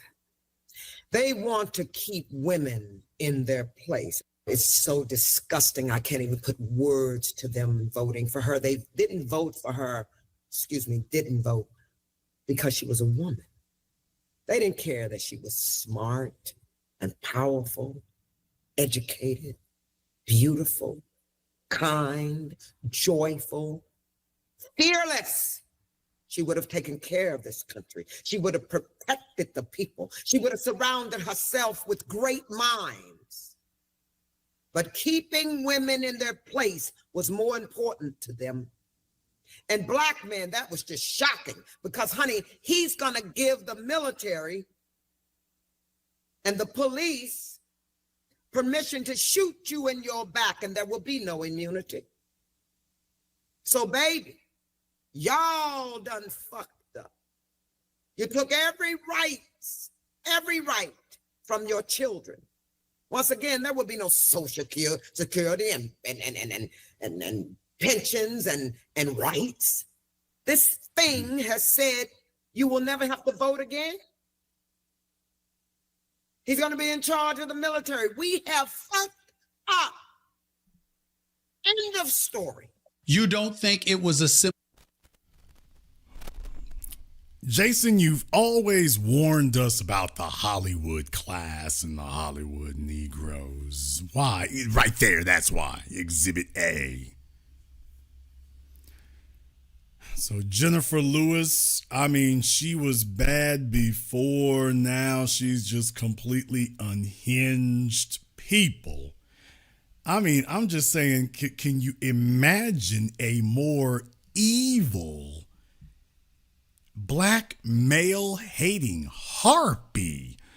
Let me back up a little bit because I want y'all to hear what was said here before. And by the way, fair use, Stephen, fair use. About the world. Because here's a song I wrote.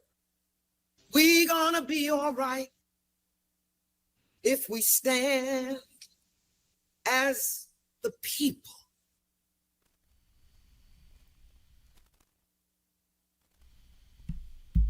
Boy, what in the hell's the matter with you? Y'all see Stephen A. Smith's face? Do you see Stephen's face, y'all? That expression right there, if you want to know what emotional expression that emotional expression is straight content. That emotional expression is what we call straight content. This is called content. That's one expression. The other one is cringe. The first emotional expression is content. The other one is cringe. So he's like, oh my goodness, this is immortalized. This is the woman who is lecturing us, by the way. We're gonna be all right if we trust with the people. Stephen A. is like, she is off her meds. We gonna be all right. She is not gonna be all right. Right. We've all met that little old lady in church, haven't we? What? Oh, we have all either been on the same pew or one pew in front of her. She's never in front of you. She always behind you. Oh, y'all know she's like in the middle of the pews. She's in the middle she's in the middle behind there. She's equal distance from the front and the back. Y'all are up there in the front and whatnot. You messed around. You got there early. She's always one of the last ones to come up in there. And oh, you're listening when the choir get going and then somebody bellows out behind you there. It's like, oh, here we go. With the people. She gets crunked up. Right. If we rise as one people.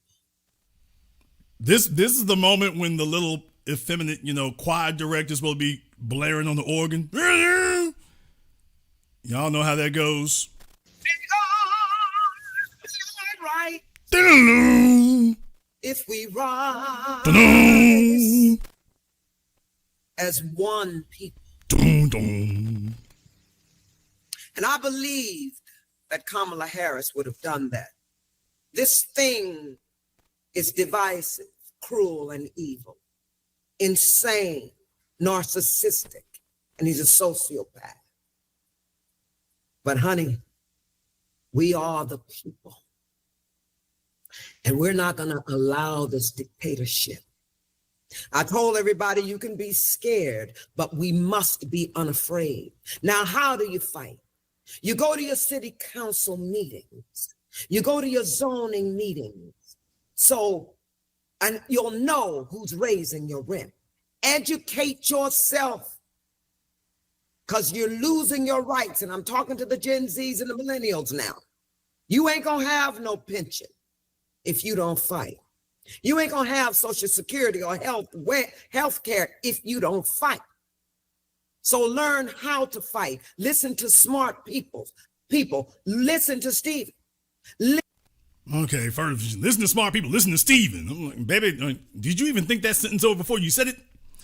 Now, are you listening to the things that she's naming off? Did you hear the things that she's naming off?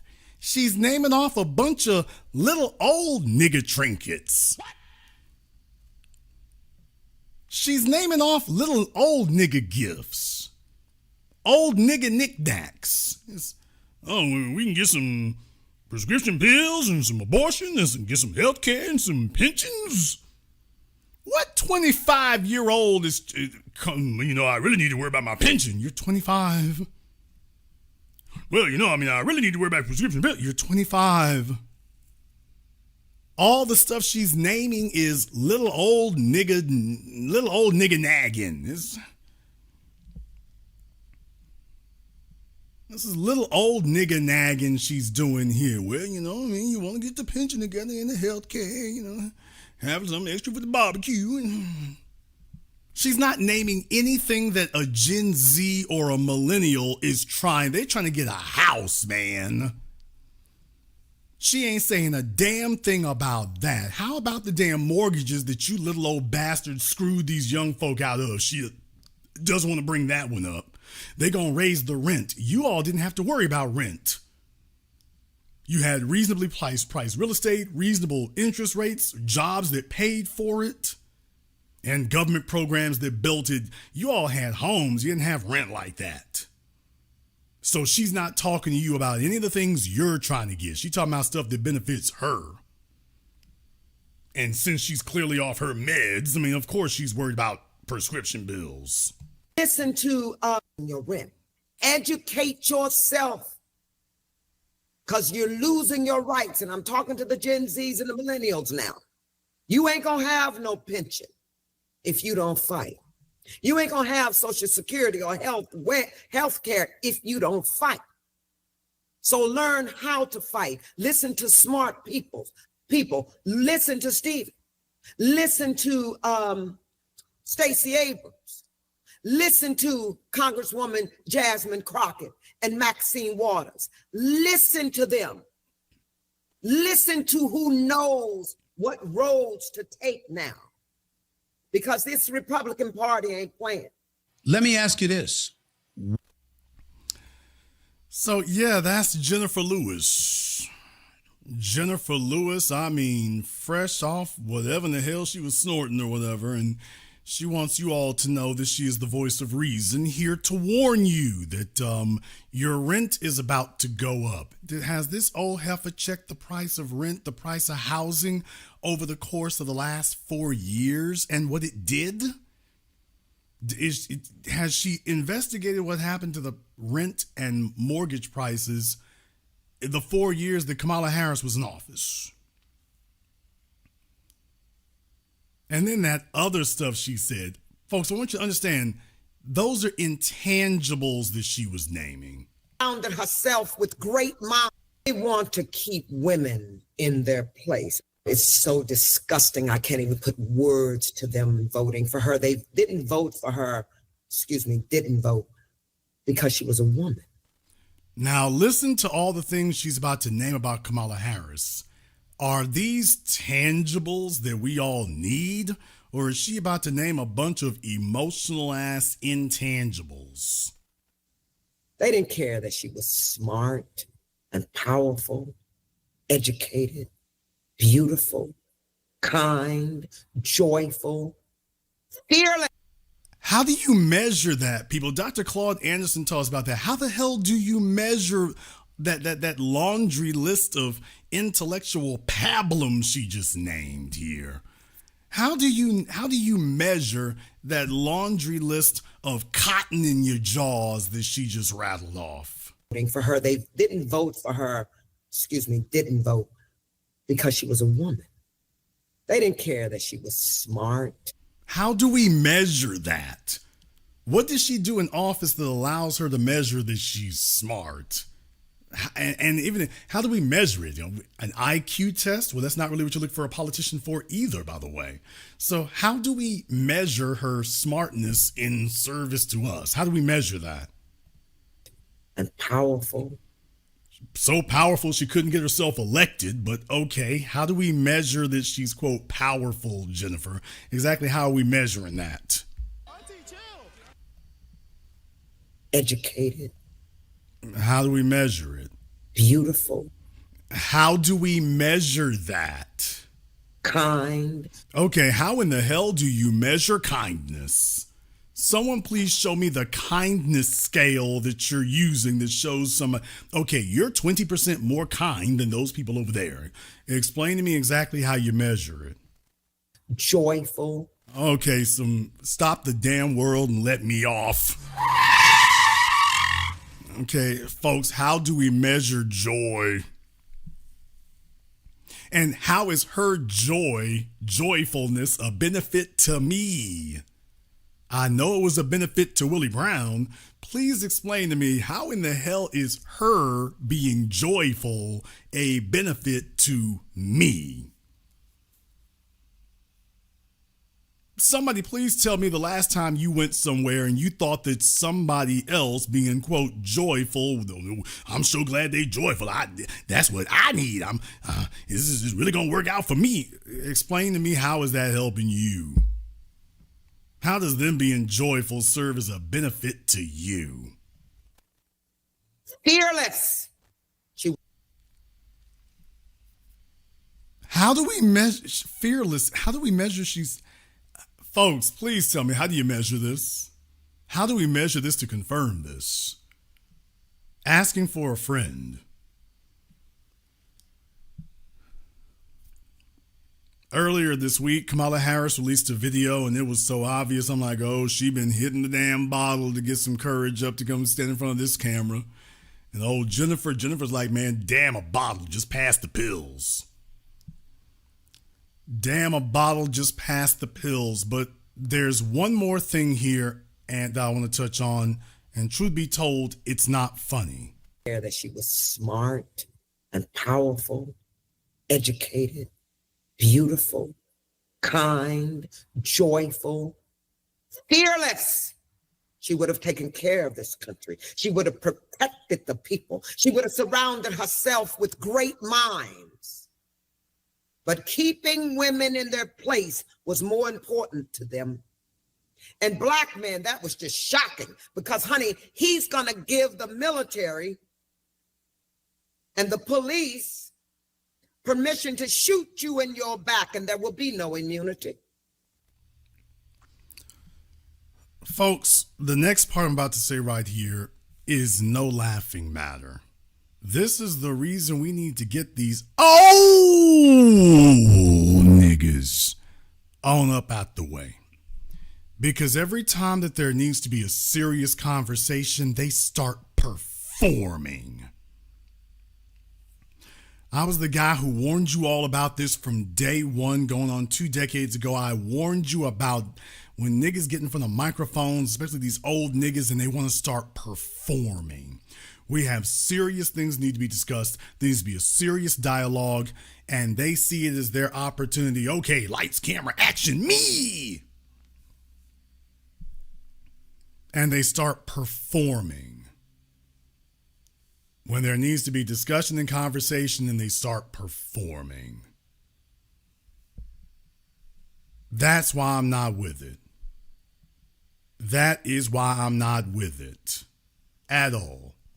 I don't want anyone trying to do any more damn performing. I don't want anyone coming off of vaudeville. I don't want anyone trying to be dramatic. I don't want any of that garbage. There needs to be hardcore, stone cold ass conversation about this, laying it out plain exactly what the issue is. Old niggas like this can't speak for Gen Z. That's why you can't speak to Gen Z or Gen X or Gen Y or Gen Alpha or whoever in the hell coming up with alphabets. Whatever the hell they want to name it. She can't speak to them. That's why she can't speak for them. You're completely out of touch. You don't have any frame of reference whatsoever for what the hell it is they're on and what they need and what they're talking about. You're trying to convince them to vote for what is in your old ass best interest instead of you being concerned about what is in theirs. So that's why it's not going to work. And I want you all to be very wary when you see these folks out here trying to perform and put on a show and this, that, and the other, when we need to have straight talk about this.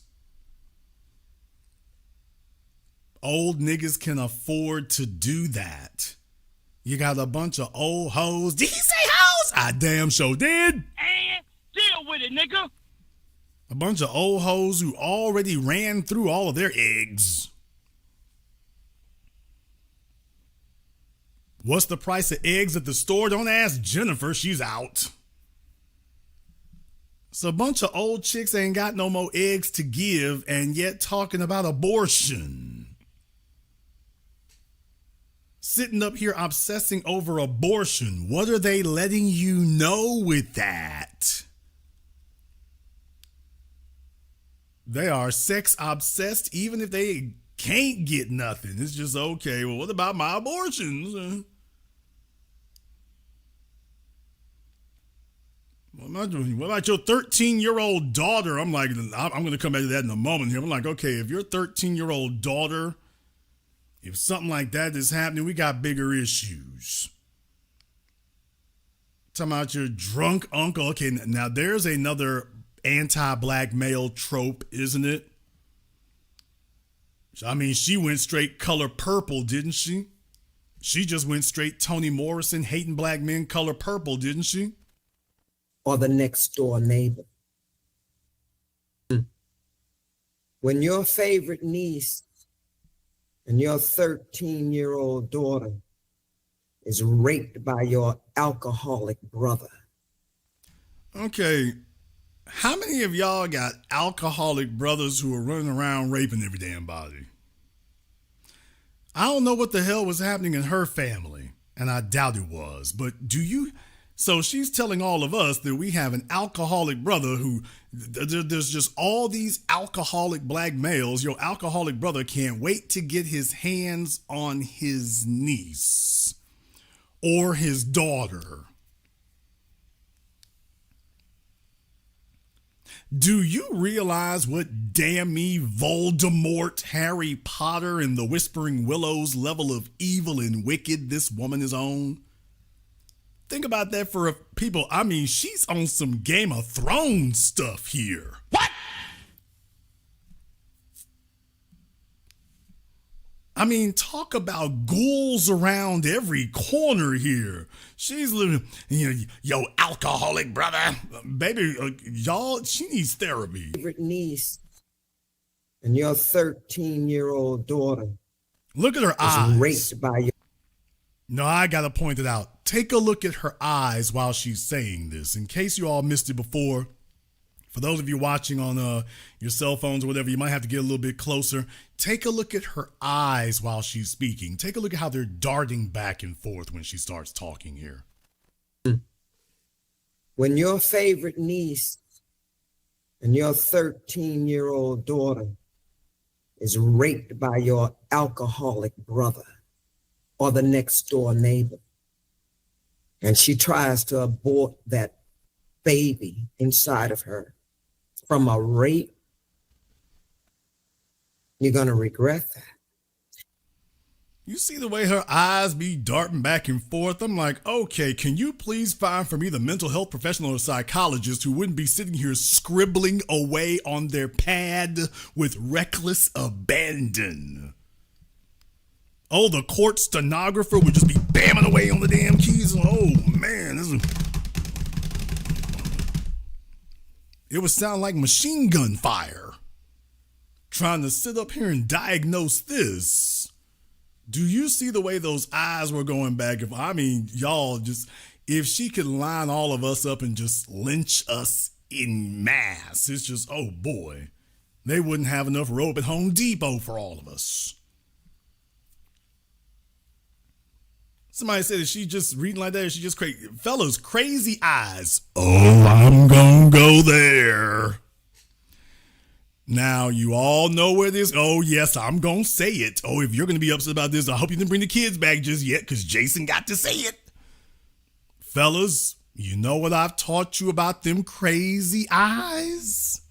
It's true. You get a female with big crazy eyes, don't you know that's why damn me John Voight and every damn body else in Hollywood was trying to get them some brown sugar back in the damn day? And deal with it, nigga.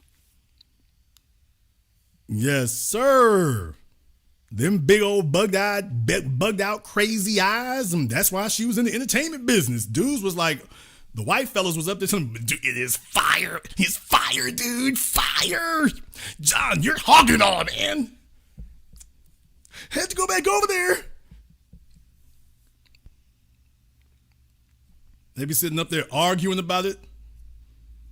Old Harvey Weinstein back in the day trying to figure out if he can just find her some bull jive ass role just so he can get her back in the damn office.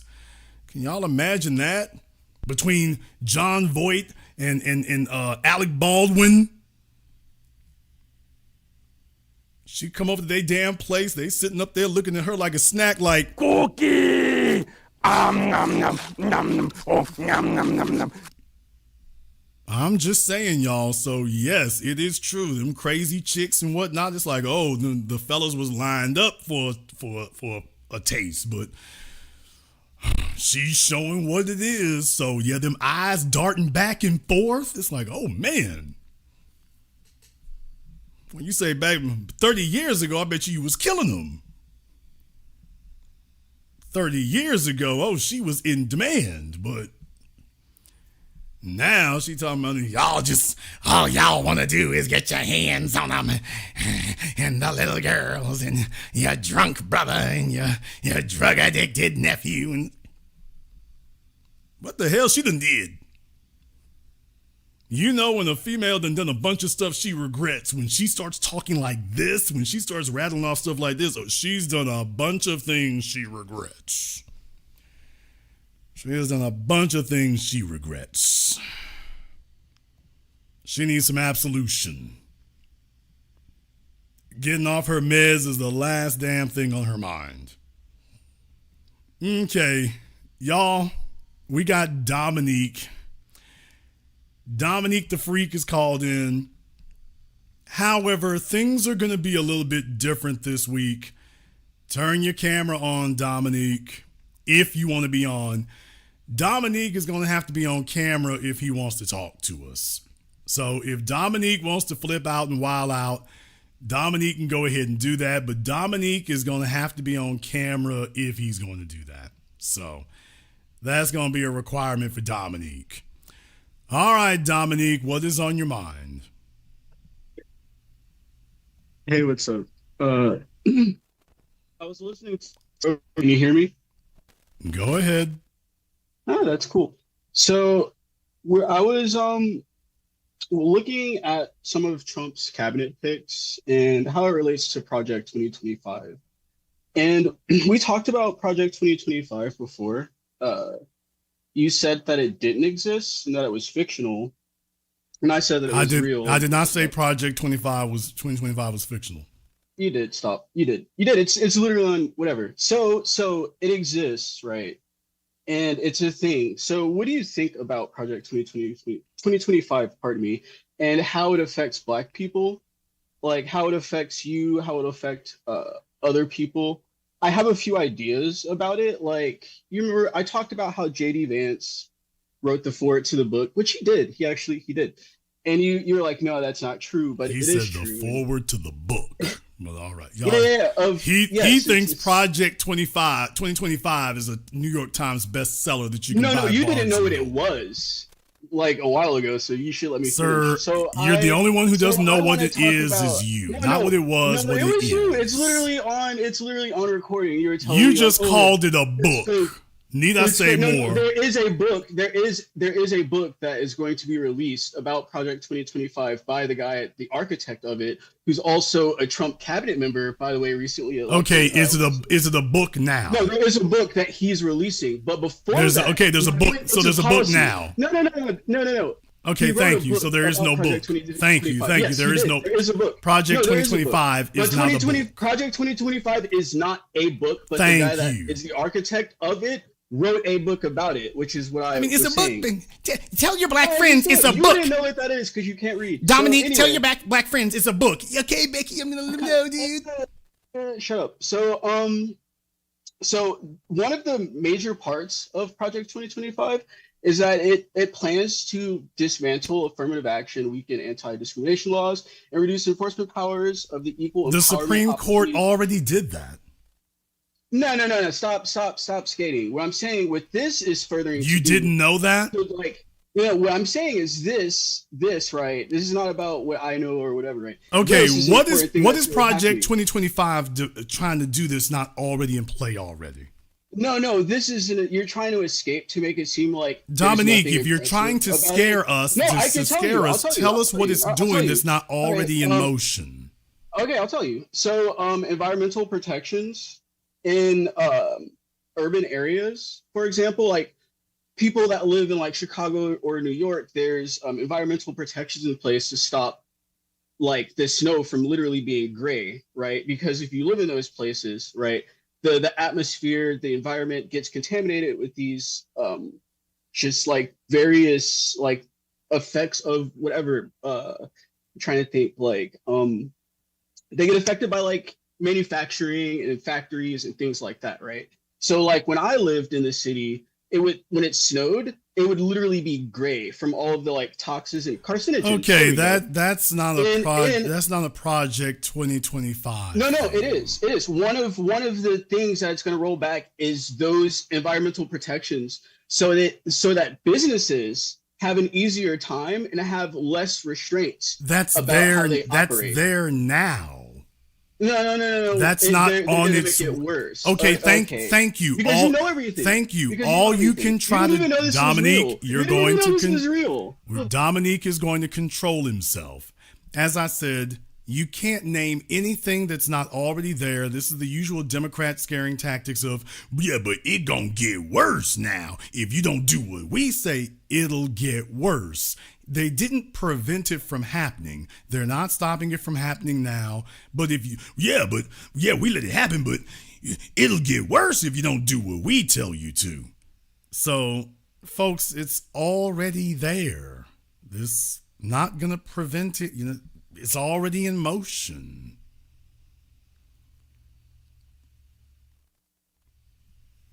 He hadn't figured it out yet. Getting rid of the Department of Education is not something that they're doing now. It's not something that is like, oh, they've always wanted to get rid of the Department of Education. Why do we need the Department of Education? Do you hear yourself based on how you answer some of these questions? Like, just answer the question. Why do black people need the Department of Education? Oh, okay. Because it teaches them like basic living skills. You get taught Black history, right? And you think the federal Department of Education facilitates teaching Black history? Yeah, they where do. There's actually where and not in the South, right? Because they want to get rid of it, but there are actually white teachers in the North, right? In the North that are in programs that in the North. What is this? 1870? You would like that, wouldn't you? You would like that, so you can be with your where's the North? Be specific. Where is the North? You know it's not where you live. I'm saying based on just things that I've seen. What state? What state is the North? No, I'm not going to get into this. Right, I don't remember the teacher's name. I don't know her blood type. I can't name it, dude. But you didn't even know Project 2025 was real, which is something that Project 2025 is a book. Second edition, dude. To recall the name of a teacher in like the state and the city that she's from in a video that I watched like 6 months ago. No. I saw Project 2025 right next to my Spider-Man comics, dude. No, well, the architect of it is literally a Trump cabinet pick, Russell Vought. And what are they asking? And what are they trying to do that's not already going on? The primary architect of Project 2025, he was appointed to lead the Office of Management and Budget. Stephen Miller, involved in drafting policies for Project 2025. He's named the Deputy Chief of Staff of Policy. These people have nowhere. Like, they should not be near the reins of power, right? And that's obvious, but it is what it is because, people didn't vote. And I think that having people that, want to abolish like Medicare and Medicaid or whatever, they want to weaken anti-discrimination laws and enforcement agencies. And like people that want to do things like that, they shouldn't be in power. That's kind of my point. You don't even know what they do. Bro, I don't know what they do. You can look it up. Just like you said that Project 2025 wasn't real, and I'm telling you that it is, you can fucking Google it. Look it up. And this is why the Department of Education is necessary, because it teaches people how to go look for information, which is something that you... Dominique, getting saucy is not going to help you. So calm down the sauciness. I know you're very, very upset, but getting saucy is not going to help you. Now, calm down. Put down the Grey Poupon. Don't get saucy. You use the New York Post, and it's like a famous alt-right, and it's not like news source, and it's not even reputable. Okay. It's not even reputable. What corporate media outlet isn't? Stop. That's a stupid argument to get out of this. Being like, oh well, what doesn't do it? There's a bunch of them. What is the non-racist one? Correct. What's the non-racist? Al Jazeera. Al Jazeera is a good non-racist one. I wasn't talking about racist. I was just talking about like actually being a legit. Really, Al Jazeera? It pushes race. The New York Post is all about like race baiting, like right-wing bullshit. It's not even like a real newspaper, and you use it all the time to. So the bottom line, Dominique, is you can't actually name anything in there that's not already happening. I can't name. It's all already there. Because I'm an all-knowing turtle and I know everything. That's your angle. No, you didn't know shit and you don't know shit. And I'm here to help you. So you know what? You can have a nice day. How in the world is this light-skinned fruit booty gonna help me, you all? What exactly is it he's gonna help me do? Just out of curiosity. Other than to wax your legs and adjust your leather thong. What exactly is it he's gonna help me do? If I need help doing my Drake imitation, I'll give you a hollers. If I need my Drake imitation, I'll give you a ring. But other than that, what is he gonna help me do? You just have to understand it. Jason, why do you let Dominique call in? Because I want you all to see what kind of person you have to be backing Kamala Harris and Democrats and whatnot, and to ignore black people's interests. I want you to see the amount of actual knowledge there is. There isn't any. Folks, do you realize that most of your education budget in your states comes from your state? The Department of Education isn't pulling money out of the thin air and sending it to your state. In reality, they're getting it from you in taxes and redistributing it to your state. The Department of Education does far less than you think it does. There's certain things it does do. Special education, for example, is one notable exception. But he doesn't even know what the Department of Education actually does. Which is why I asked him what it does, because it does do things, but not the stuff that he's talking about.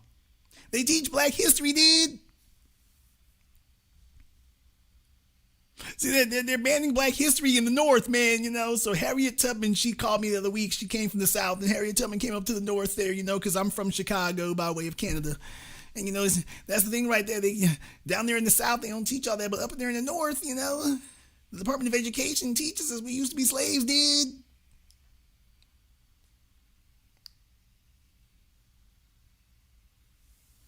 Do you all think his braids are real or not?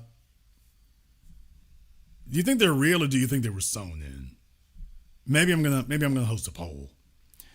All right, let me see if I can get Steph up here on Zoom. All right, Steph. Yeah, you're sideways, brother. I don't know. You might want to turn your phone or something, I guess. Y'all, he looks clueless as he can be. Steph, all right. He'll be all right, though. He doesn't have to be straight there. But go ahead, Steph. No, your microphone's not on yet. You've unmuted yourself, but I guess you're not using the right input. Try again.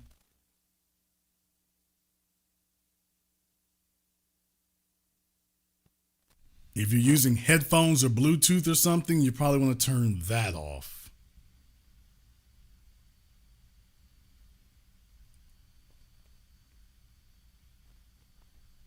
I think he's almost got it. I'm not sure. Okay. Steph is working on it. Good brother. All Good evening. right. Looks like you finally got it there, Steph. All right. What's Yeah, on yeah, your yeah, mind? yeah, yeah. My bad. Usually I just sit on back in the cut and don't say nothing. But you put the old lady up from the Fresh Prince this evening, and that just triggered me so bad because I got aunties and old ladies who be in the church like that, and it's like, what the fuck is?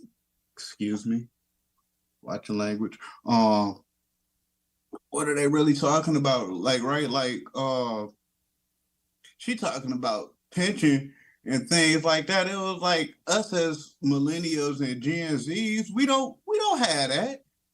We ain't got no pensions. It was like they wrecked everything for us. And then talk about going listening to people like Stephen A. Smith. It was just like he don't speak for us. He speak for himself. And yeah, bro, I don't have too much You make to a say good, about it. well, let me articulate what you're trying to say here because he's actually making a good point, everyone, if you know the historical basis of it. When Jennifer Lewis and John Voight and them were coming up, your pensions were what you call defined benefits. In other words, you went to work for General Motors for 30 years. When you retired, you would still continue to get a check from General Motors because of the value that you had helped that company to build. That's what it was. Her generation got it good. That's why they were able to get houses in Detroit and all these other places. And then once they got it good, they were the ones who should have been fighting for pensions. They got their pensions and then allowed the companies to change what they did. That's when they went from defined benefits to defined contributions. Now your pension isn't what you get after working for the company. You have to fund your own pension through something that was never intended to fund a pension or retirement, a 401k or an IRA or some other amalgam of all the above. And by the way, simply so the companies these folks work for will be able to save 6%, by the way. They're not saving 20 or 30%. Switching from defined benefits to 401k is really only helping to save like 6 to 10%. But they were willing to do that. Jennifer Lewis and friends didn't fight to stop that. That should have been the biggest labor fight in American history to prevent that from occurring. They didn't do a damn thing. She was too busy getting laid up and laid out and stretched out all over Hollywood by various men, and the rest of the females in her generation, that's all they were doing, just live it up, snorting cocaine and this, that, and the other, crank out the bastard kids, we got our pension, we're cool. And your generation and mine was stuck with the bill. Here's your 401k. So if she wants to talk about us fighting for our retirement, you old heifer, why weren't you fighting for it? So that we would have one. Brother, you trying to sell us something we ain't got. We don't have a retirement. We don't have one. Go take a look at PBS Frontline, the retirement gamble. They consider these companies can declare bankruptcy and wipe out your pension. That was the whole point of that PBS thing, was to show that, by the way, they can neutralize that. They file bankruptcy and you just become another creditor. You and your pension are now just another creditor of the company. Her generation had pensions. You ain't got one. Hell, hopefully you'll make it to Social Security so you can have $600 extra on top of the $1,500 a month you're going to need. Hopefully that will spot you another $600. And by the way, her generation actually had a Social Security that was worth something. Yours isn't. Inflation has wiped out the value of it for you. While she's telling you, you need to fight for it. She didn't fight for it. No, she was too busy laying up with John Voight and wearing pasties and telling you what you need to fight for. They also tried to bring back cost of living into our contracts as far as the UAW workers go, but that don't cover anything. It was just like, it's maybe $1 or $2, and then that's getting taken right back in our taxes. It was like, we don't. Let me tell you what would help. The only thing that would have helped the UAW allowed to happen. Michael Moore became an international known figure because of his documentary film Roger and Me. Roger and Me was about Roger Smith, the CEO of General Motors back in the late 70s, early 80s. And Michael Moore is from Flint, Michigan. And Roger and me was inspired by the closing of the General Motors plant in Flint, Michigan. And what happened, it devastated the town. It annihilated it. And why did this happen? Roger Smith closed the factory there to go outsource it, to go reopen the factory in Mexico. Yeah. So those American jobs were gone. That's why you screaming for a damn pension. They took what was supposed to be your damn pension and put it in Mexico. Wait a minute, so that Roger Smith and the board of directors and the CEOs could all get paid $10 and $20 million a year. Your job is gone. Your pension is gone. The money came in, but they transferred it from you to them. Jennifer Lewis and her generation did not have the existential fight that they should have had. At the beginning of the 20th century under Samuel Gompers, that was what they did. A century later, they refused to do it. They sold your birthright. They sold all of it. Roger Smith got your damn pension. $20 million, and he's just one of many. Ed Whitaker, Randall Stevenson. We can go down the list. Jeff Bezos, Elon Musk. There's your pension. While you talking about a cost of living adjustment, do you think that the $50 billion that Elon Musk got would help your cost of living, by the way? Do you think that would help spike? Do you think if we stopped Elon Musk from buying one more yacht and put that on your paycheck, do you think that would help you balance some things, brother? Do you think that would help you balance some bills? Yeah, what? Like, live in a 2-bedroom apartment. I've been working at General Motors for almost 10 years. It was just like, nigga, I can't afford no house. Nigga, even when I did save 30, 40 grand, it was just like, nigga, you can't buy no house with that. You gotta get you an apartment to live comfortably. Mary Barra, the CEO. Yeah, I know, that's our CEO. Mary Barra got $27 million last year. $27 million. Mary Barra used to work on the line. Yeah, I'm aware they put her they put her bio up on our Yeah, but what I'm saying is that amazing. This is Animal Farm. She got taken off the line. She got put in the boardroom, and now she's doing y'all worse than the other ones ever did. At least Rick Wagner with his MBA degree, okay, he didn't work the line. They took Mary off the line. Okay, we're gonna get one of your people to do it to you. We're gonna get one of yours to do it to you now. $27 million, brother. That's your cost of living adjustment right there. That's your pension right there. There's where it is. And she's just one of them. The whole damn board of directors is getting paid some. There's your damn money there. And now you're gonna have to do this because Jennifer Lewis's generation wouldn't do it. So now you got to get up here after they done took all the plants and took them all everywhere else. What are you fighting for now? You would have to fight now to get them to repatriate those plants back over here. You can't even stop them from leaving anymore. You have to fight to get them, bring them back. Excuse me, Mr. Black. I don't mean to interrupt you while you lecturing us all, but that's why I had to move from Detroit to Fort Wayne was because they stopped building cars in Detroit, and they wanted to go over to electric vehicles. And you touched on that earlier. It was just like, that's not a viable option for us, but Detroit is their darling, and they moved the rest of us out to Fort Wayne or the Missouri or the Flint or whoever would take us. And then we had to go from there. And then well, think about that for a few moments, brother. So in order to keep your damn job, you got to play whack-a-mole and move all over the damn country. Mary Barra doesn't have to move her house. She doesn't have to relocate for her job. She's getting paid more than anybody else, and she don't have to do any of this. She's inflicting this on you. She doesn't have to do none of this garbage you having to do. Now, mind you, COVID happened during that. I don't think that plays a large part in it because, like you said, she didn't have to move during that season, but that's what happened, though. Like, a lot of us got moved. Like, half our plant got moved. Most of our facility got moved. And, those who choose to stay, they're not in full working status. It was like they barely get 40 hours a week. You know what I'm saying? So That ain't cool, man.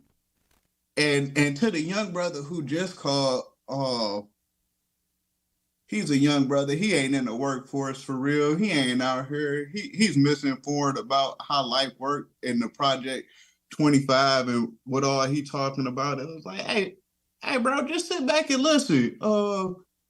It's okay that you don't know, and just sit back and learn from other people. And well, it you don't know, affect you like this. he's got some little white girls to keep happy. So you know them young fellas, they in college, the little white girls wink at him and whatnot. So he's saying what they say at the little communist rallies or whatever. They're sitting around smoking dope and you know, Jamal, you're such a great thinker. Dominique, Daryl, you know, you're such a great Dominique, Becky, and you know, so basically he's on that. Don't worry, the first time them white girls call him nigga, that's gonna be his wake up call.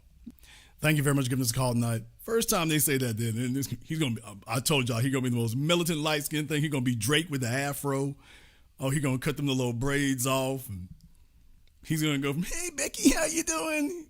He's gonna roll up and back up off me. So he's gonna get some bass in his voice. Then you know it's coming. You know it's coming. All right, let me get back over here on Zoom. Let me go ahead and get Agnes. Where are you, Agnes? Hello? All right, point your camera down a little bit, babe. There Hi. you go. Okay, why is she looking like a middle-aged gang member? All right, Agnes, what's on your mind? Hi, good evening. I just wanted to say this about Dominique.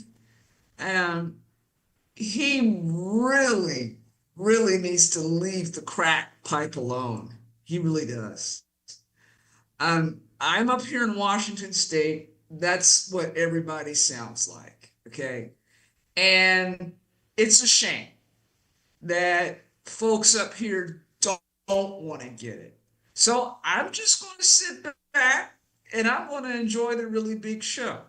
Simply put, when you've got olders like Jennifer Lewis, because 30 years ago she was on the Fresh Prince of Bel-Air, those type of folks didn't care about what would happen now, especially not to Gen Xers or Gen Zers or Gen Alpha. Okay? That's why you have people like Dominique, because people are out of touch, out of sync. And mind you, this guy had the nerve to talk about the Department of Education and teaching Black history and up in the North. Listen, I'm in a northern state. They never taught anything about Black history until the Panthers came through and schooled everybody on how things were. You know, the Panthers ran through Seattle between 66 and 82. Okay, and they left their legacy in the community. A lot of good things. Long story short, when you've got a lot of people crashing out over nonsense, that some of which they're responsible for it through and through, and they have the nerve to talk down on the rest of us who stuck with this. I was listening to the brother out of Detroit area, Fort Wayne, and he's like the rest of us. We're working just to keep what we have and not fall down any further. Yet we've got these people who are looking down on us, trying to rule over us and tell us what's in our best interest. Well, let me give you something to think about here. Because when you mention things like General Motors, when you put these things in their historical context, Dominique, listen and learn. Folks, I just had a moment to think this over. I had to think about it for a moment. And I remembered. You all do remember that when Ford and GM and these auto plants had their boom period, you all do remember that they built towns around the plants. Remember? What? I blew your ears out there for a moment. I wanted y'all to hear that. Well, no wonder your grandparents could afford their homes and they had their little pension jobs working at General Motors and General Electric. For those of you who don't know, even down here in Louisiana, we have wood mills down here. And paper mills and stuff. In the old days, we had our paper mills and things because we used to have more of them. Now we don't have next to any. But they built towns around those things. I'm talking about the companies built the houses. As an employee, that's where you lived. Now they got you going around the country like a damn nomad trying to buy one on your own in the most outrageous housing market ever, and they ain't building a damn thing for you. So for those of you who don't remember, by the way, you want to talk about advantages? Some old boomer bastard trying to tell you what you need to be doing, something that they never did. Yeah, no wonder they had so much disposable income. Well, hell yeah. Their employer was paying for the damn house. Google today is not going to buy you no house. I don't give a damn what you do. They might help spot a little bit of rent. They ain't buying no house in San Francisco. They're not doing it. They're going to tell you, you go figure it. Here's your paycheck. You go figure it out. But they're not building it. They're not building towns. And we're talking about companies that could... folks, do you realize, think about this for a few moments. Agnes and everybody else there, you're in Washington, so... think about Amazon. All right. Let's just say, for example, that something like the Millennium Tower, a high-rise apartment building, something like Hudson Yards, companies like Google make over $100 billion a year. We're talking about companies that make hundreds of billions a year. Do you realize that they could build 5 70-story condos? What? If it costs $100 million, they could spend what they make Amazon in one this. day. They could spend that in one day to make high-rise housing for their employees. I'm talking about if it cost $100 million to build one of those towers, let's just say it cost $1 billion. What they make in a 5-day work week, they would be able to do that for their employees today. Now, they're not going to do it, but I just wanted to put this in context for you all. What General Motors and General Electric and Ford and them did for your grandparents and your parents, Google and Apple, they got a big ass Apple campus in California today. You know, you could have spent some of that on employee housing, you know, whatever. That would help your employees a hell of a whole lot, don't you think? Got your employees living in campers on the damn parking lot, when these companies could literally afford to build skyscrapers for their employees to live in. And it literally would, what they pay Jeff Bezos, what Jeff Bezos is going to spend for one of his super yachts, you could spend for housing for the employees. And literally, Agnes, literally the company would never notice it. They would never even notice the money was gone. This isn't something that would strap them for cash. They wouldn't have to take out a loan. They wouldn't even miss it. $5 billion, they'd never miss it. Yeah, what I was going to add was about 8 years ago, the city of Seattle made Amazon, and they taxed Amazon, called a head tax. And what that did was to go towards housing subsidies for the god-awful homeless problem. So what that did was it started after the pandemic. So when there was a moratorium on citywide rent increase, on the citywide rent increase, and the tax that Amazon and Google, there's a Google campus up here and there's an Apple campus up here, they had to pay into that at 10%.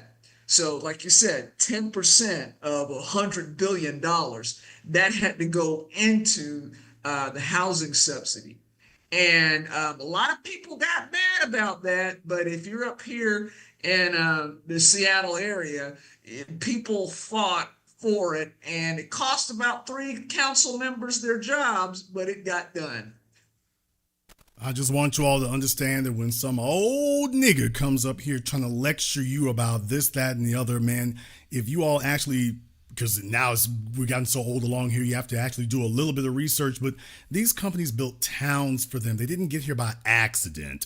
They didn't get here on their own. They were given huge legs up that you don't even have access to while they're telling you about all the damn advantages you allegedly have. Put that on top of the dollar was actually worth something. Put it on top of the cities weren't massively overcrowded. Put it on top of you didn't have illegal aliens overrunning every damn thing. Put it on top of the tax burden was actually manageable. Put it on top of all those other damn things. Every one of these old niggas should be filthy rich today, and they didn't even take out a life insurance policy. I'll let you have the last word. Sure. When you're talking about company towns, Seattle was one. It was Boeing. Well, I'm about to say, don't even start us on Boeing, by the way. Talk about government money. Weyerhaeuser.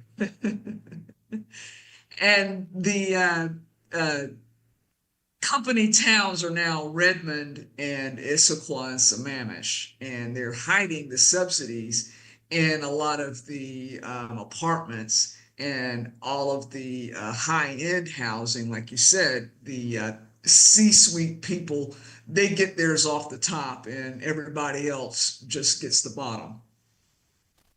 Thank you very much for giving us a call tonight. I want you all to understand that right there. If you talk about Oracle, if you talk about Microsoft, people, Steve Ballmer spent billions of dollars to buy the LA Clippers.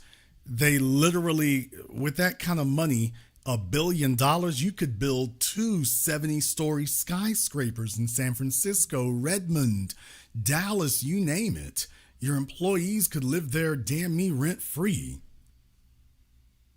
I mean, they wouldn't be able to own it, but you know, if they were living there rent-free and your company wouldn't even notice the money, that's a rounding error at Microsoft, people. $5 billion, that's a rounding error.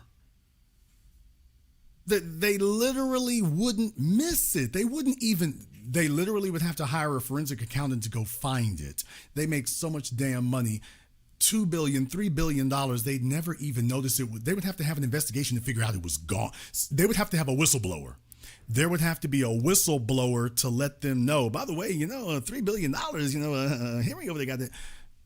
They literally would have to have a whistleblower to let them know it was gone.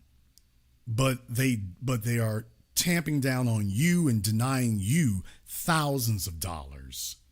Now, they're begrudging you thousands, and yet literally if billions disappeared from them, they wouldn't even notice it was gone. And Jennifer Lewis wants to tell you what you need to do. Meanwhile, tell me what she did other than get stretched out by a bunch of washed up Hollywood white men. Tell me what she did other than that. Somebody in the chat room said she was diagnosed as bipolar in 1991. She was diagnosed as bipolar by Jason Black in 2022. Okay, let me get Carrie here on Zoom. Carrie, what's on your mind? Yeah, I just wanted to speak. I see you put Justin Trudeau on there, and I was having a discussion with people about how these terrorists. So let me turn down my TV, and they're like, "Oh, America couldn't live without these other countries." And as you were speaking about the trees in Louisiana, sorry, I'm out of breath. I was working out. But the trees in Louisiana and stuff. This is people don't realize how self-sufficient America used to be until we started having this geopolitical politics with other countries. And so when Trump is trying to scare Mexico and Canada about these tariffs, they don't realize how self-sufficient we are. And as you were saying, and with these old niggas, as you say, they sold us out. They sold us to China. They sold us to Canada. They sold us to Mexico, all these countries that we hand billions of dollars to every year to give them the free healthcare. Every country we help has free healthcare. Every country we help has free college. Israel, Canada, Europe, the European nations all have free college, all have free healthcare. That's where all of our trillions and billions of dark money is being lost. And so when they're saying that America can't do it by themselves, all we have to do is come into ourselves a little bit and we can be economical powers. And as you were saying about building homes and building neighborhoods, right now I bought a house and they call it the Cabbage Patch. Basically, these are World War II houses that were built for the cheap. That was my first house I'm in right now. And this is how America used to help us until these old niggas, as you say, who sold us out for sexual access to these white people just to be able to enjoy a little snow.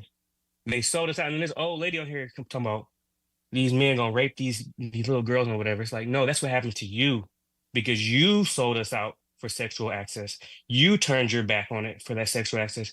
Our new generation, we not going for that. Our new generation, we not letting uncles get away with stuff.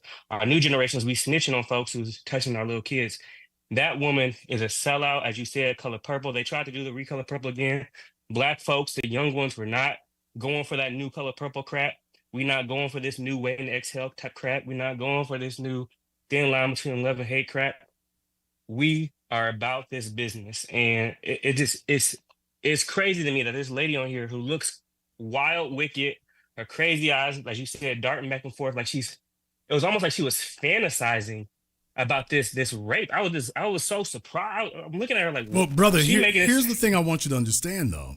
Do you realize that she was the preferred mode of travel in Hollywood? What?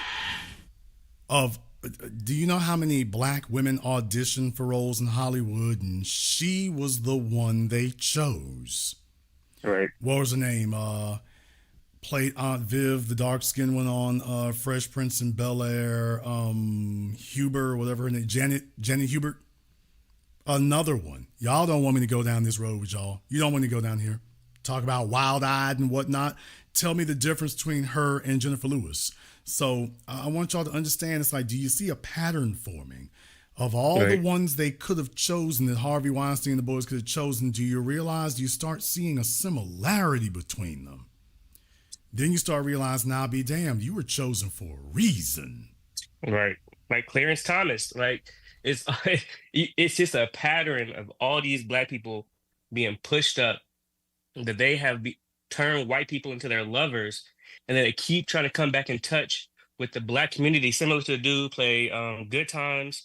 And it's just like, we got to understand the woman who wrote The Color Purple, her husband was white. Like, out of all situations we're talking about, it's crazy to me that we come out of Reconstruction. We were the most married. We were the least single mothers. And then they pushed this narrative that the black man was worse than the slave owner. Like, what are we talking about here? So I mean, can you find the female that the white men at the publishing company are going to give a book deal to? They're not going to push somebody who's going to empower us. They're going to find somebody who has venom for black people and see if they can make hating yourself hip. Yeah. So I mean, as you said, I'm not here for Trump, but I'm here for the drama. We got to stop being asleep about these Democrats that are on our side. They are not on our side. You know, I don't like none of them, but at the end of the day, I'd rather have a racist that's racist in my face, and I know they're racist, than that snake that's behind my back, pat me on my back saying, "Are you a good black boy? You a good," you know what I'm saying? This type of stuff. You one of the good ones. You one of the good ones. You know, you don't want that one, but them are the ones you think they're your friend. You think you cool with them. Just remember, any black person who ever had a white friend, remember Trayvon Martin. Remember how all white people switched up. Remember Michael Brown. Remember how all white people switched up. Any black person who had white friends at that time, just remember that moment and then think about it. That is how they are all the time, point blank, period. And yeah, I let my plan on that, man. This woman crazy, though. It's wild. Thank you very much for giving us a call tonight. Hey, y'all, I'm not joking. You notice that most of your so-called Hollywood black females, or do I need to run down the names? Y'all know. Come on, let's just call it for what it is. You can think they're cute. You cannot. I'm not telling you to be dazzled by that. You can think they're cute. You can think they're not. You can think they're sexy. You can think they're not. She might be your boyhood, your childhood crush, whatever. But can we keep it a stack? Yeah, crazy eyes all over the place. And then when you start hearing about their sexual histories, it's like, oh, hell. This is the get down.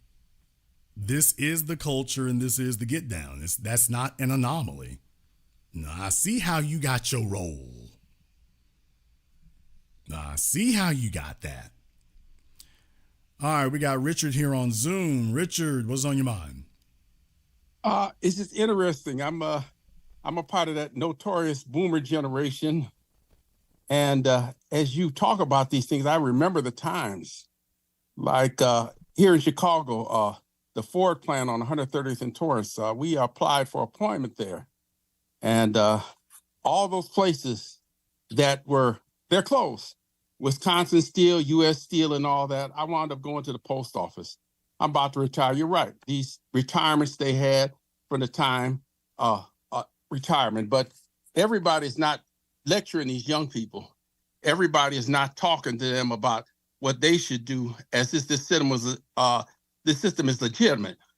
The young people I talk to, I encourage them, here, start your own businesses. If I have resources, I can buy for you or pay, just simple things. I mean, people, they told us to work for corporate America and go to college. How about running the corner store? How about a business on the corner, your barbers or things like that? We don't have Black merchants in the community. I think a lot of what's done, but every boomer is not doing, I got mine, you get yours, because we don't really have that. We didn't really have power to do those changes. 1971 was the peak year. 60% of the country was supposed to be middle class. And it was going down. I was like 15 years old. It was going downhill then. They sent all those, the General Motors makes more cars in China than they do here. So they're having to come up as well. But they push the oligarchs up there. Yes, the labor fights and things like that. Here's the issue, though, brother. When we throw out things like that and statistics like that, it didn't start that way. China was an agrarian economy here till we get to the late 80s.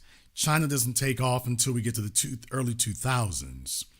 And what happened here, yeah, General Motors sells cars in China, but that's really it's more intricate, more detailed than that. It really, really is, because China protects its markets.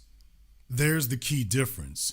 China isn't just doing business willy-nilly. Please remember, when you talk about how many cars General Motors can sell in China, because technically speaking, that's not a true statement, but even if it were, remember, China required that in order for you to sell cars in China, you have to have a partnership with a Chinese company. So General Motors business in China, General Motors, Tesla, Volkswagen, Toyota, all of them, you can't do business in China unless you enter a partnership with one of their Chinese car companies. Now that their Chinese car companies are stable, they're ending the so-called partnerships and they're doing it themselves. And now they can sell to you and you can't even afford to sell to them now. That's protecting their markets. If that had been done at General Motors and Ford, we'd be a whole lot better off today. Well, see, they had a different agenda, Jason. See, they're trying to rule the world. China was trying to look out for China. So we're talking that this country is if they're worried about the nation state. That's why we got these wars all over the place. They didn't care about us. They cared about the global markets. And they said the communists said, well, the capitalists will sell us the rope to hang them with, which they did. So Elon Musk, big ups. They make better electric cars in China. So these people are being propped up. So I'm saying as a people, we have to think of ourselves like Elijah Muhammad as a nation and operate like that as business in this. As far kind of cake for the United States, they're going to get their comeuppance. They're up against the global South because they're losing at that game. So with our reparations, we need to repair our families, repair our culture, and build our nation of us within a nation and let this thing go where it's going to go, which is down. Thank you very much for giving us a call. I mean, he's absolutely right. Like I say, the globalists and whatnot, they were looking out for themselves. Jeff Bezos does not care what happens to America as long as he's got his Venezuelan loving plastic implants and everything else. As long as he got access to that, he doesn't give a damn what you don't get. Elon Musk, I mean, I don't mean to beat up on folk with autism, but Elon is one of the most emotionally detached people you can find in your life here. It's like he's obviously not wrapped tight. We're letting him make value judgments. He's going to make the value judgments. You see, America, you got a bunch of old folk who got theirs, and as soon as they got theirs, they weren't concerned with protecting the nation anymore. Take a look at the way the boomers voted. Boomers were not voting in a protectionist manner. They got theirs. They got their drugs. They got their welfare for the bastard kids. They got their medications for the STDs that they started the explosion of. You didn't have an explosion of STDs till the baby boomers come of age. Baby boomers come of age. Ooh, we got birth control. Yeah, but birth control doesn't stop STDs. Screw it. Let's do it anyway. Their priorities were not protecting the wealth and damn sure not protecting the children. They had theirs and they said, man, my priority is living it the hell up. That's what I'm doing. Okay, I had somebody on Zoom that I dumped there. Had somebody on Zoom there that I dumped there. I hit the wrong button. Hit the wrong button on Zoom. I had somebody who was on Zoom there. I was trying to hit the one button. I wound up hitting the wrong one. The reason why we need to have these conversations here is that, yes, we can talk about Black history, and you can talk about the pyramids, and you can talk about the slave fields and everything else. But by the way, if we talk about our socioeconomic situation, it is also important that we put things like that in their proper perspective. If you were able to live in a company town or a company apartment that Microsoft or Oracle or, any of the Netflix or Meta or any of these other companies paid for, do you know how much better that would help you get set up? If you could live in a company condo for 5 or 10 years, do you realize how much better that would get you set up for a wife and kids and whatnot? Do you realize how much easier your life would be and how much better you'd be set up? Do you know how many problems that would alleviate and remove off of you if you had the options that your parents and your grandparents did? And before tonight, when was the last time that anybody had any discussions about the company towns before tonight? These are not conversations that happen anywhere else. Bowling Ball Martin is not going to bring that up, because then you would have to talk about that baby boomer generation that he was bragging on so much in 2020 and now wants to disown in 2024. Now Roland doesn't want to talk about them in 2024. He was big up in them in 2020, but by the way, if we're going to talk about them, let's have the whole conversation. Do you realize how many holes would patch together for millennials and Gen X and Gen Z if they had the option of a company town, company condo, company apartments to live in?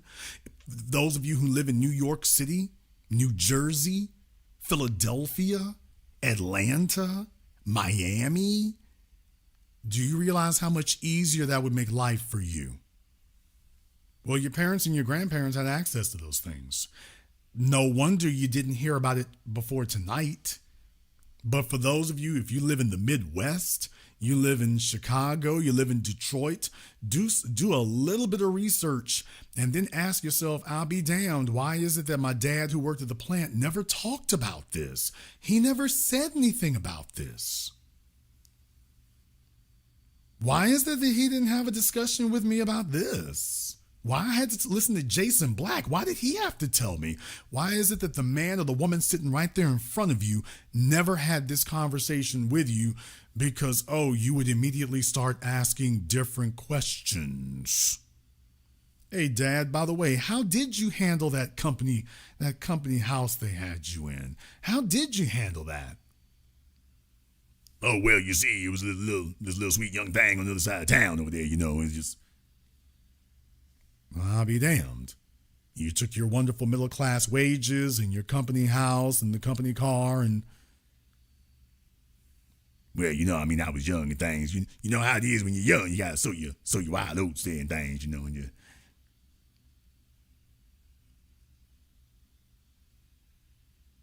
Yeah, back then I had about 2 or 3 of them. That's what it ends up being. And then you all don't realize it till you have these conversations later. But by the way, if some of these companies were behaving today the way that the early unions forced them, because building those towns and things, those were advents of the unions as well. These were things that were forced into being. If your parents had forced that into being, you'd be a whole lot better off if that were the company culture. No, not going to be no 401ks. We're going to keep our pensions exactly the way they are. We're only going to have politicians who make sure that's locked and boxed in. And then on top of that, y'all are going to build the company condos and the company apartments. Think about what that would be.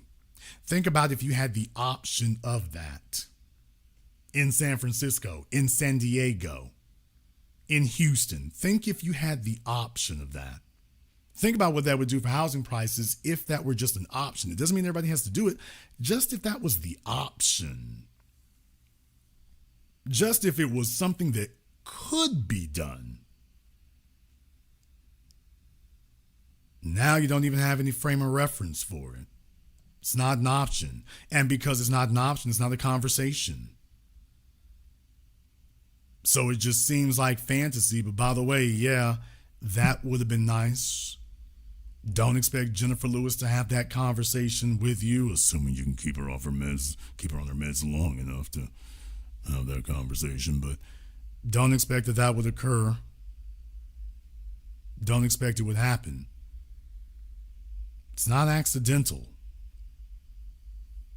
The only difference is when you come here, we just don't let folk talk to you crazy. We put it in its proper context, and then you start asking different questions.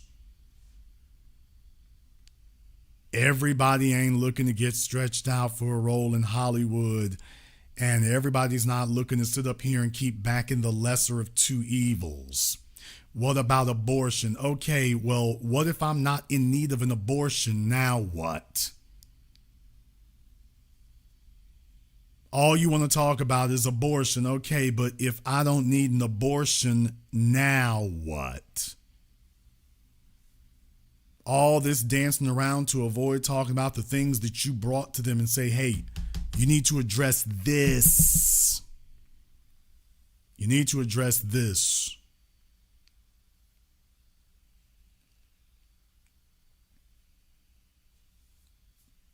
Now, please understand how things are going to go. I'm just going to let you know off the top, just to remind you again how things are going to go. They're going to be upset and angry for a while. They're going to be some finger pointing and this, that, and the other. Trump's going to get inaugurated in the office, and then you're going to see the Democrats and their left-wingers and the Dominiques and all them backslide into all the stuff that they're not going to have learned anything from this disaster that just happened. With a few months, they're going to shake it off and dust themselves off and say, well, that was just some weird anomaly, and they're going to go right back to doing what they were doing and figure out how they can repackage the lesser of two evils and cram it down your throat. So please understand that's what's going to happen. They're going to wail and scream for a little bit, point fingers at each other, but when they get that out of their system, they're going to turn back around and try to figure out how they can repackage the lesser of two evils, jam it down your throat, and get things back the way they were. Now, when that one fails, that's when the real panic is going to set in. When that one fails.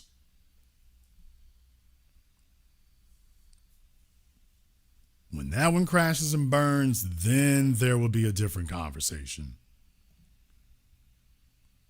But the fact that they're wigging out and wilding out now and going crazy, it's a little entertaining to watch there. It's a little entertaining to see. Let them scream, let them yell, and let them also understand that their time is over and they don't have any more influence here. You got to get up off the yard. You got to get up off the yard. It is what it is. Nobody's looking for Jennifer Lewis or the old clergy to tell folks what to think. Get up off the yard. You're done. You're done.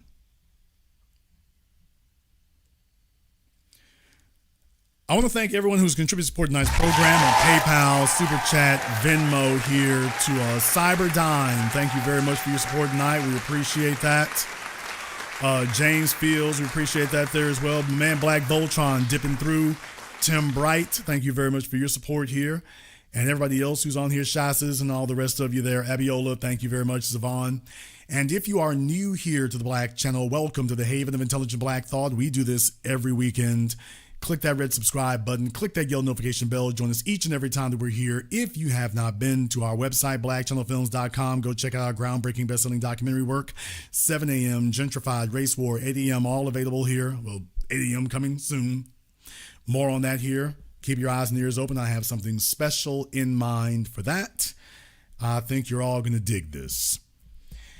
I want to thank all of you for tuning in to tonight's program, live or recorded. Thank you for liking, subscribing, and sharing. And this concludes tonight's broadcast of the Black Channel. I am your host, your brother, your humble servant, the Black Authority. And until next time, my brothers and my sisters from around the world, remember, Black is the future, and the future is uncompromising.